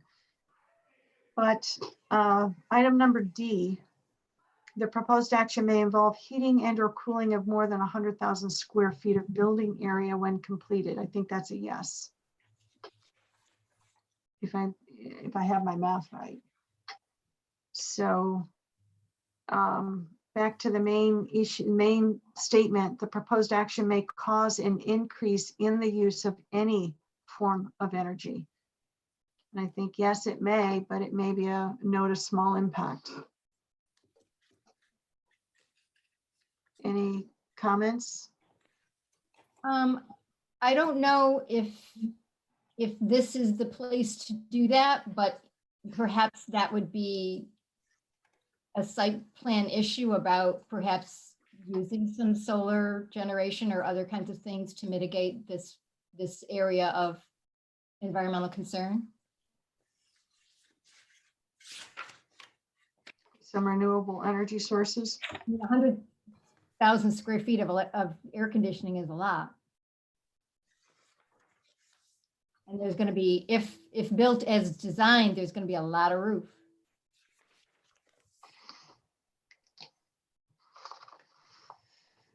I don't know that certainly in our process now, taking that into consideration has not been proposed, number one, and then recommending it is maybe down the line, but it doesn't change our answer to. No, it doesn't. I don't know if in this process, if you do identify an environmental problem, if you're supposed to suggest ways to improve the problem, or just say that it exists.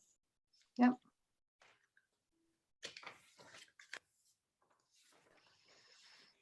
Item number, any other comments on 14? Well, so do we land on that on yes, and then there's various no's and so forth, or small impacts? I land on yes, and it may be a note of small impact, but I land on yes. Great, that's where I'm at with it too. May cause an increase in the use of any form of energy. Yes. How could you not say yes to that? Right. Okay. So item number 15, impact on noise, odor, and light. To simplify this, I am unsure of the noise. When I think of noise in this proposal, it's more of truck generated noise. Odor to me is more of trash generated odor. You know, I don't know if there's going to be baking on site. You know, I don't know if there's going to be a bakery there. So there are a lot of I don't knows. And then, however, on the light, with respect to light on this question, I do think the proposed action may result in an increase in outdoor lighting. So that's to me, that's a definite yes. I don't know what others think about this topic. I think when you say greater than existing conditions, any light is greater than existing conditions. So That's you'd right. have to say yes. Yeah. I agree. I think it's a yes. Mhm. Now we can, you know, we can address the sky glow brighter than, you know, we can address all those issues, but for right now, this proposed action may result, and the answer is yes. So, okay. Impact on human health. I'll be honest on this one. I had not zeroed in on the information provided by O'Brien and Gear on the environmental contamination part of this site. So I need to review this question in light of that information. So I need to review that information first before I get back to this question. I think we need to answer yes anyway, because it is within 1,500 feet of a daycare. Agreed. Yep. Unless, Matt, you've measured the outer border of Circle K.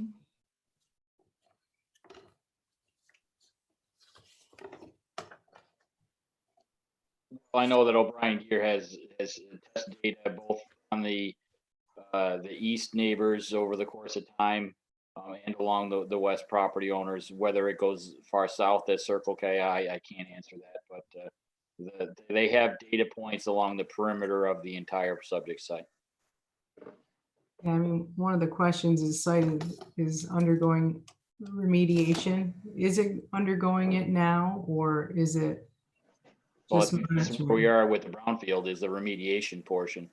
Well, actually, they have been remediating. They've been doing a groundwater collection and treatment system for 20 years. So that's remediation. No, but is it still ongoing or is it completed?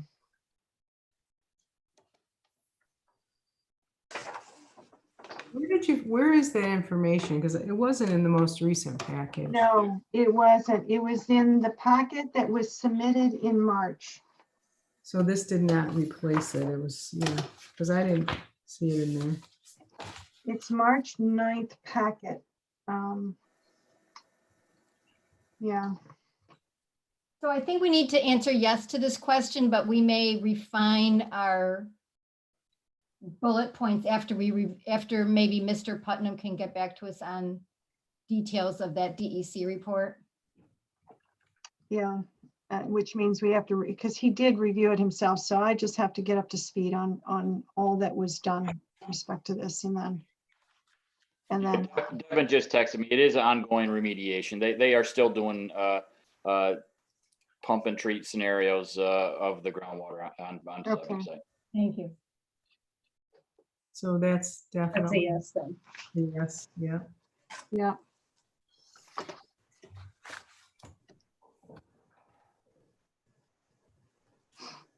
Okay, so that's number 16. Number 17, consistency with community plans.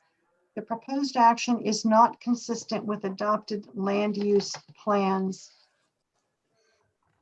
And the sub items here, the proposed action's land use components may be different from or in sharp contrast to current surrounding land use patterns. I think this has been an issue. Yeah, and then raised. also, if you look at C, the proposed actions inconsistent with zoning regulations. Yeah, yeah. Right. that's- I think this is a yes. Okay.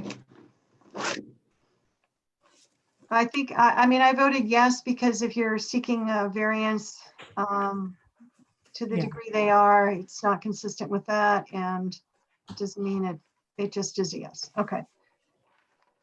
Item number 18, consistency with community character. It may create a demand, so it reads the proposed project is inconsistent with the existing community character. And then it talks about the action may replace or eliminate existing facilities, structures, or areas of historic importance to the community. It's not going to replace or eliminate, but it may create a demand for additional community services. And I thought of EMS and fire more than anything. It's certainly not going to have a demand on the schools. And I don't expect an increased demand on police. But with the memory care facility there, I do think there will be an increase in demand. Is it going to be a significant increase? I don't know. I think our experience has been that senior living often create an increase of EMS use. Yeah. Yeah, it's more EMS. I agree. The proposed action may displace affordable or low-income housing. That's not going to happen. The proposed action may interfere with the use or enjoyment of officially recognized or designated public resources. So that may be where Coulter Park comes in. Yeah, right. So it's not, the action itself is not proposing to interfere, like they're not, up against the park or in some other fashion overshadowing the park. So it's really an issue of really paying close attention to that for site plan review. That's my perspective. The other question I have, because just I'm not familiar with exactly how close it is, but in part 1, Green Lakes in the overlook was pointed out as a scenic resource. Yeah. How close are we to that, and is there any issue there? There's no access to Green Lakes from this site without like private, right? traversing over private property first. Okay, so probably not an issue. Yeah, and the best of my understanding is that this property is actually downhill from Green Lakes. So there's no, from a stormwater perspective, I don't think you have any issue there either. And how about a view? There's no view. No, there's no view. No. Okay. You would, I do think E applies. I think that it's inconsistent with the architectural scale and character. Right. Mm-hmm. And then the character, right. So E and F, we think it's inconsistent. So this was a yes for me. The proposed project is inconsistent with existing community character. I don't know the size of the impact. No, I wanna. So I had a yes on 18. I don't mean to overlook that. Do others have a comment on the final answer for 18? No, I had yes as well. Okay. Yeah. All right, so that takes us through part 2. I think that it makes sense for us to take a very, to wait for the updated SWIP, which will come tomorrow, and also to take a very hard look at what was provided in March. I want to say last month, but we missed a month there. And John Putnam, we may be reaching out to you, or if people have a lot of questions, you can get them to me and I'll get them to John.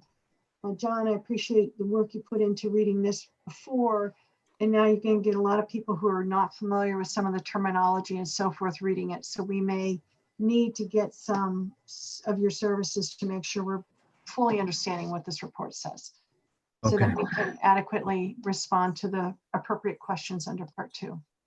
Okay. Okay. Yes. Once we finish seeker, and not until we finish seeker, do I think that we can address the recommendation for the variance request. So, however, I do expect all of that to be very achievable next month. And there's no reason for us to miss a month. If we are still not able to meet in person, we can certainly meet by Zoom. And we can also have a hybrid meeting. Karen and I briefly talked about that. If need be, we maybe the board gets together, but then we videotape our meetings so everyone else participates by video. I'm not sure how it's going to go down next month, but I think this was actually pretty successful. So I wouldn't mind doing this again next month.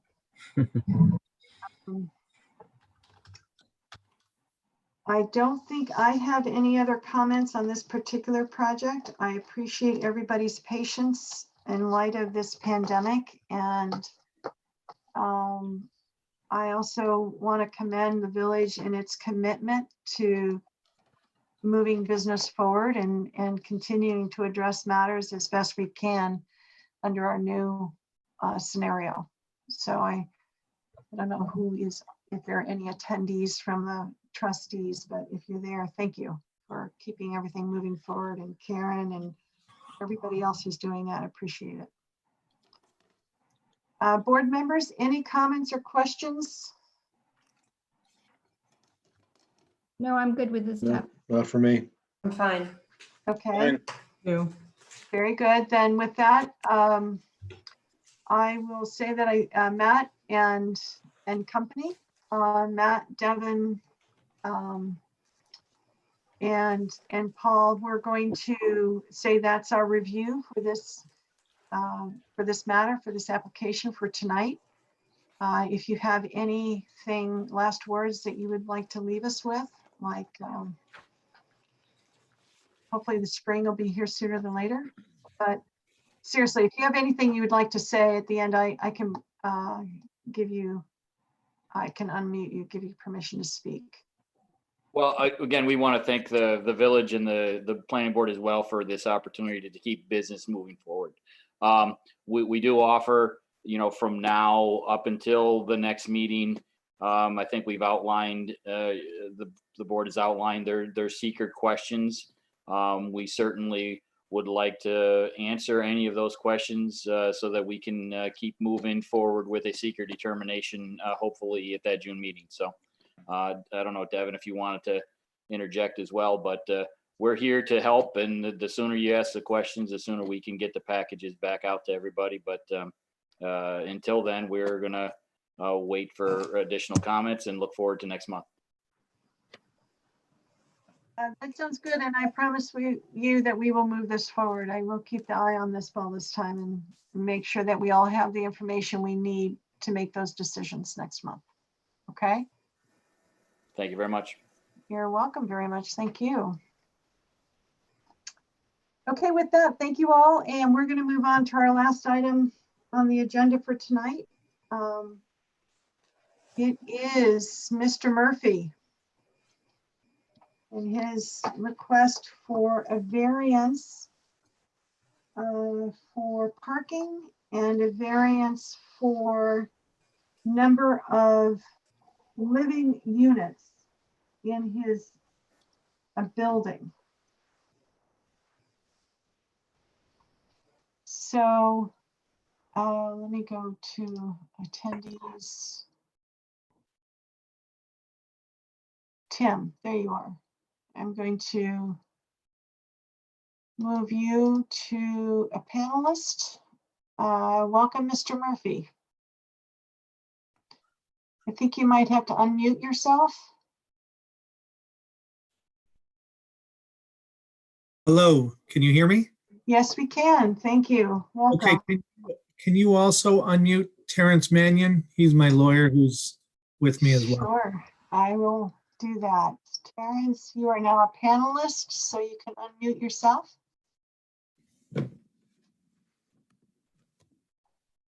Okay. There you are. Welcome. Thank you. Thank you for having me. That was pretty interesting watching all that. I'm here to address, as you noted, the number of apartments allowable in 770 Warren Street and parking spots. Purchased the building back in 2017 as a 6-unit. The building was rented as a 6-unit, and it was on the tax records as I looked and researched it as a 6-unit building. I based all my finances, all my due diligence on it being a 6-unit building. And the building or the apartments were already finished off and had renters in them. So all the financing, the maintenance, the property, all that has been put into the rental as far as a whole package. So, obviously it would deter that if it were to not be able to go on as a 6-unit.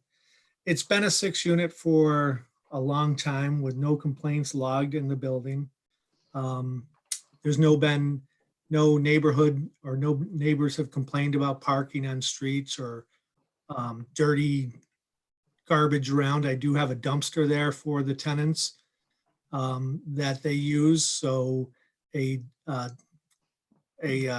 dumpster company comes and picks it up on a weekly basis. So it's done. It flying all over the place.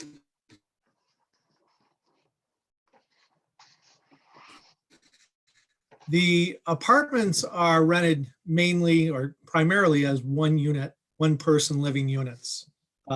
Really, they're very small units. They're probably about a 450, 500 square foot unit. So really, it's only a 1-person living area and for 6 units. It's a reasonable priced, very clean. The buildings are very nice and they're maintained, and I have all professional people in there. They're all working. They're all go to work every day. So it's a very clean, very nice building. It's got laundry in the basement as well for the tenants. Let's see. I don't, going through all of this, allowing the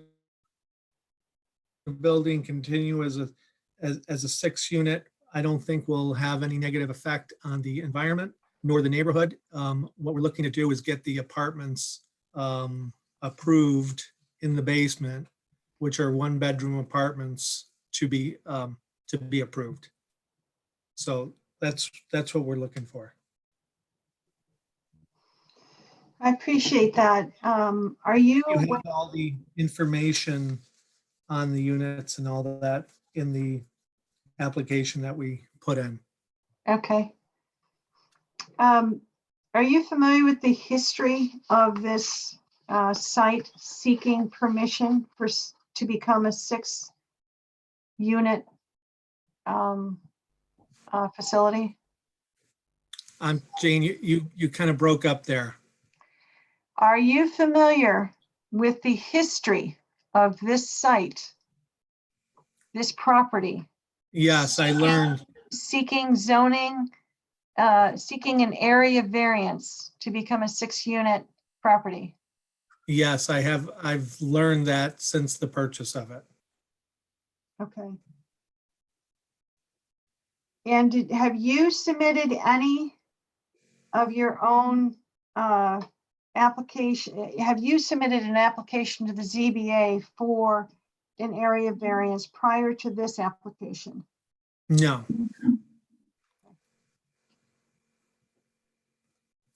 Planning board members, does anybody have any questions for the applicant?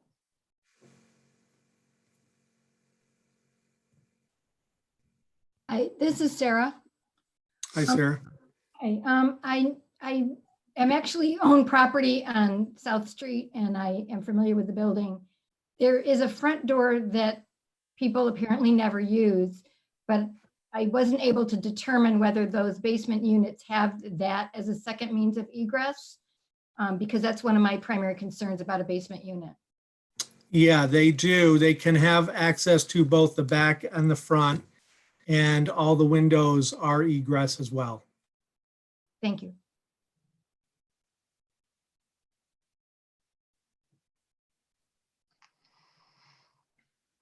Anybody else?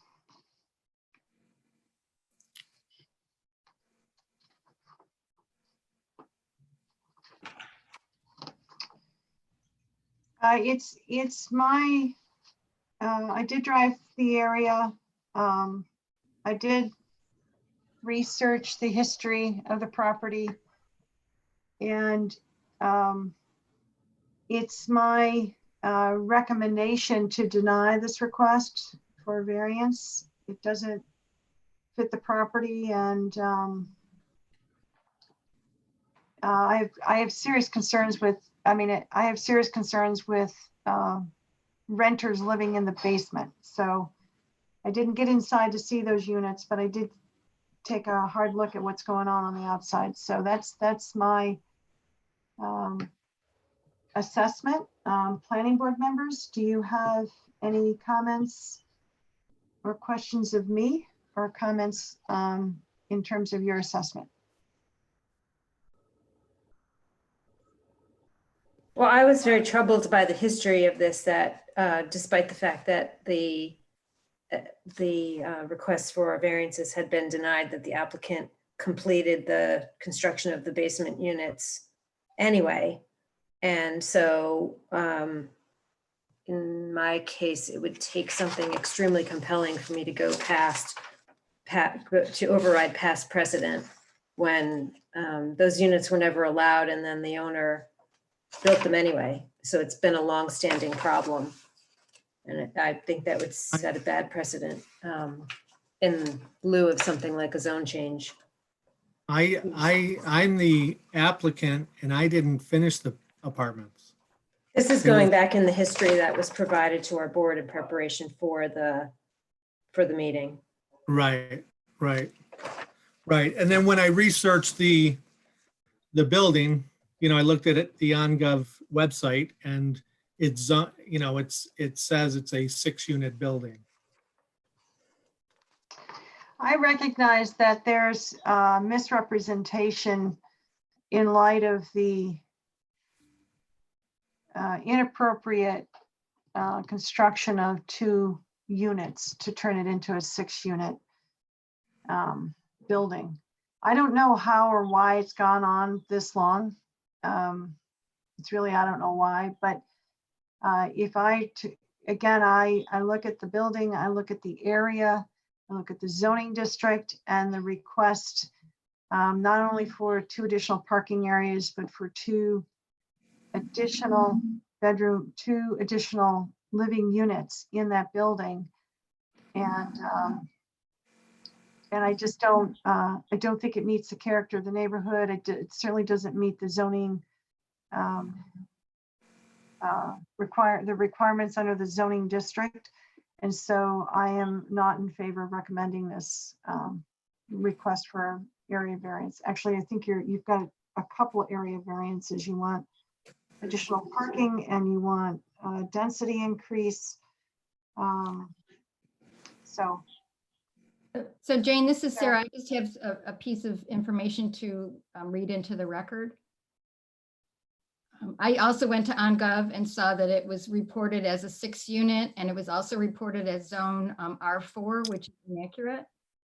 And so I spoke with the town assessor about this, and apparently this is all fairly historic, and he was unable to determine how far back that went. So I think there may be some mitigating circumstances in terms of the public record not being accurate that could be relevant in this case. Mr. Chairman, this is Terry Mannion. May I be heard on Mr. Murphy's behalf? Yes.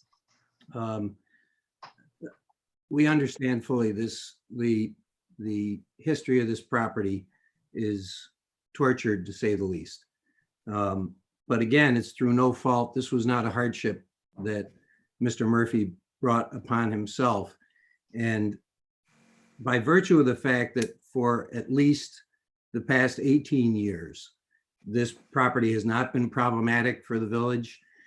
There have been no complaints of excessive parking, noise. The density hasn't had any negative impact that's perceptible to the community.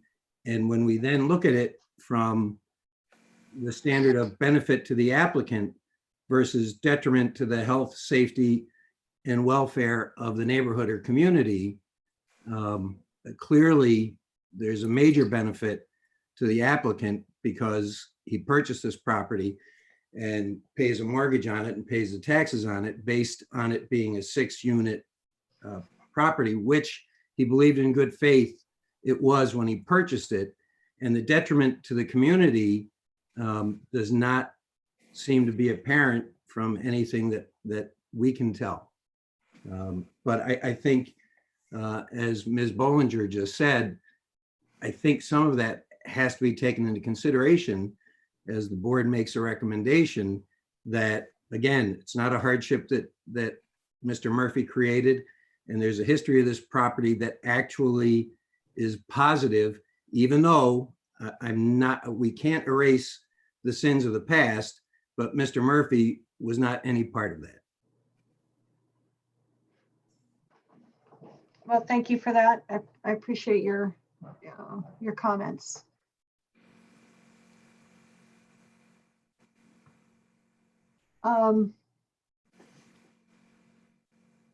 Any other comments from planning board members? Any thoughts?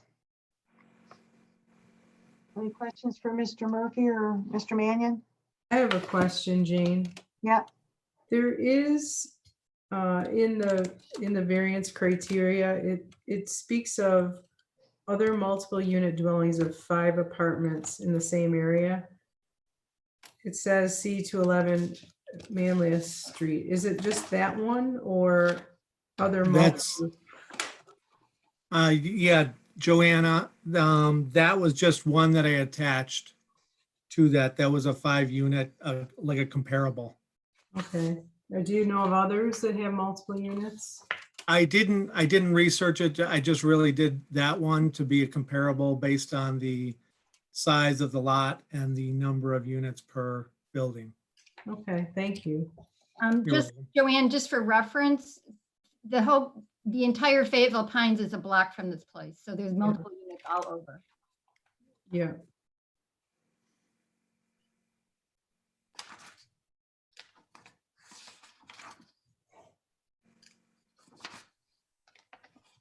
Any other comments?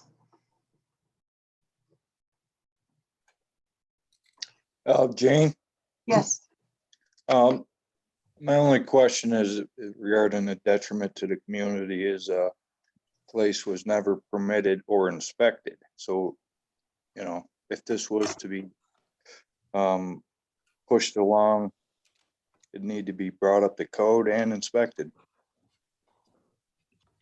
Which we would be willing to do that. Right, we assume it was done correctly, but you know, that's what inspections are for during the process. So Mike, how did this come to your attention? During a fire inspection, Mike Revelden noticed there was he went back for a re-inspection and noticed there was somebody utilizing the basement as an apartment, and he was told that it was just storage. Before that, he was told it was storage, and then he noticed it was not just storage. Right, that's when he called me. All right, well, thank you for that. Last offer to the planning board members. Anybody have a comment or a motion they want to make with respect to this application?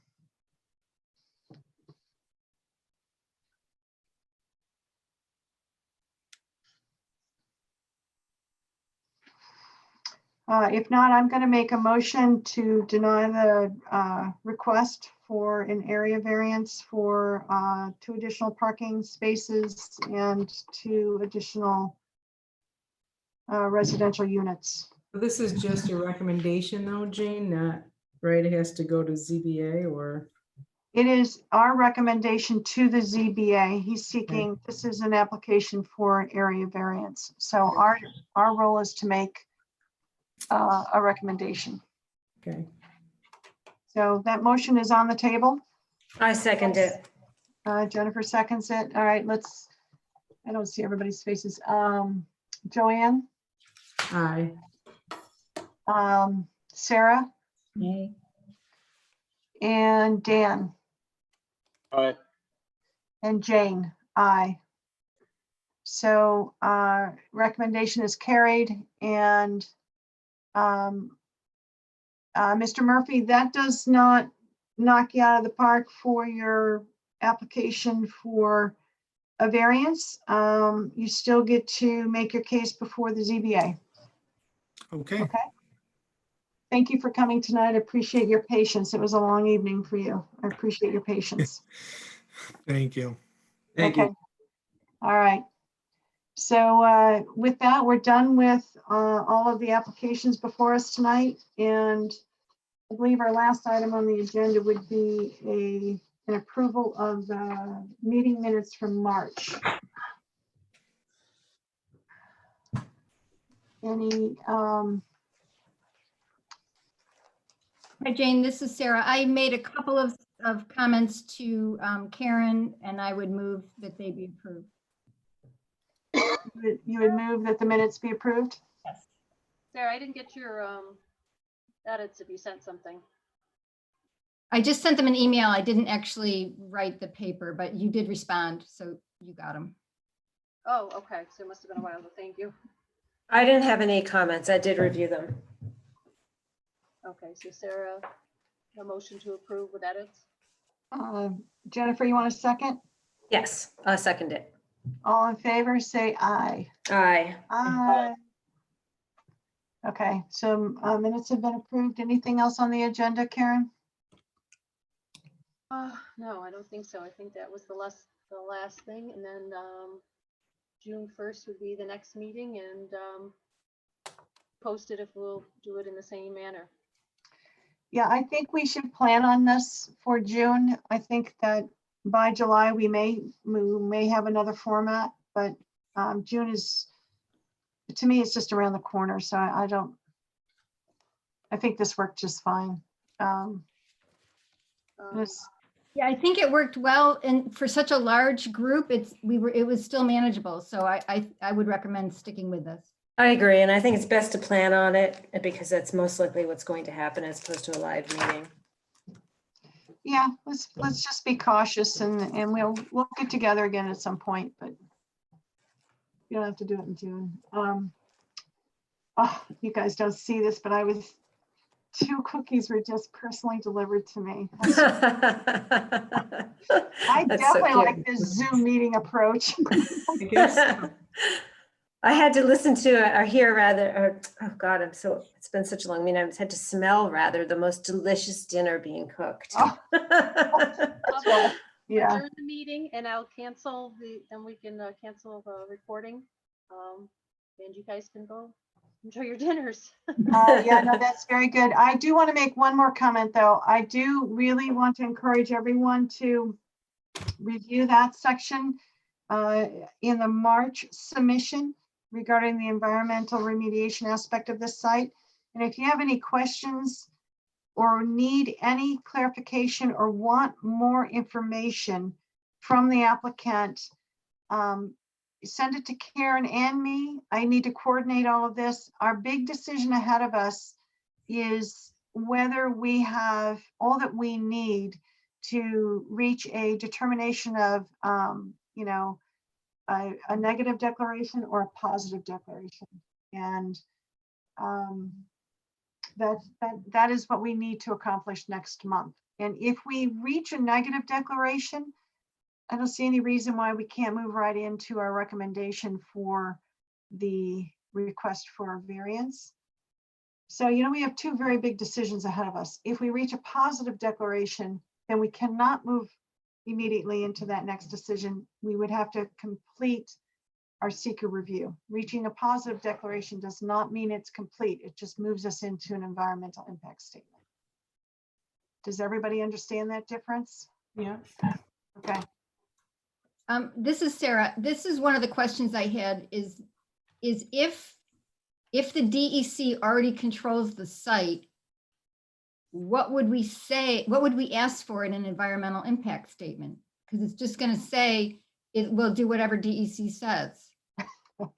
No, you raise a very valid point. But I definitely did not see that information in the prior packet. I was starting the meeting tonight thinking, I understand DEC has full control over this. I understand a lot has happened to date. I understand it's going to be under a lot of management and control systems while it undergoes any kind of new development. But I don't have anything in writing. That's all I kept thinking. I don't have anything in writing that says any of this. And in fact, I do. So I got to review it and make sure that that is enough. We still have a responsibility to our community. And I'm not going to rely on Ramble to do what's right for our community. I'm going to rely on Ramble to do what's right for Ramble when it comes to tough remediation decisions.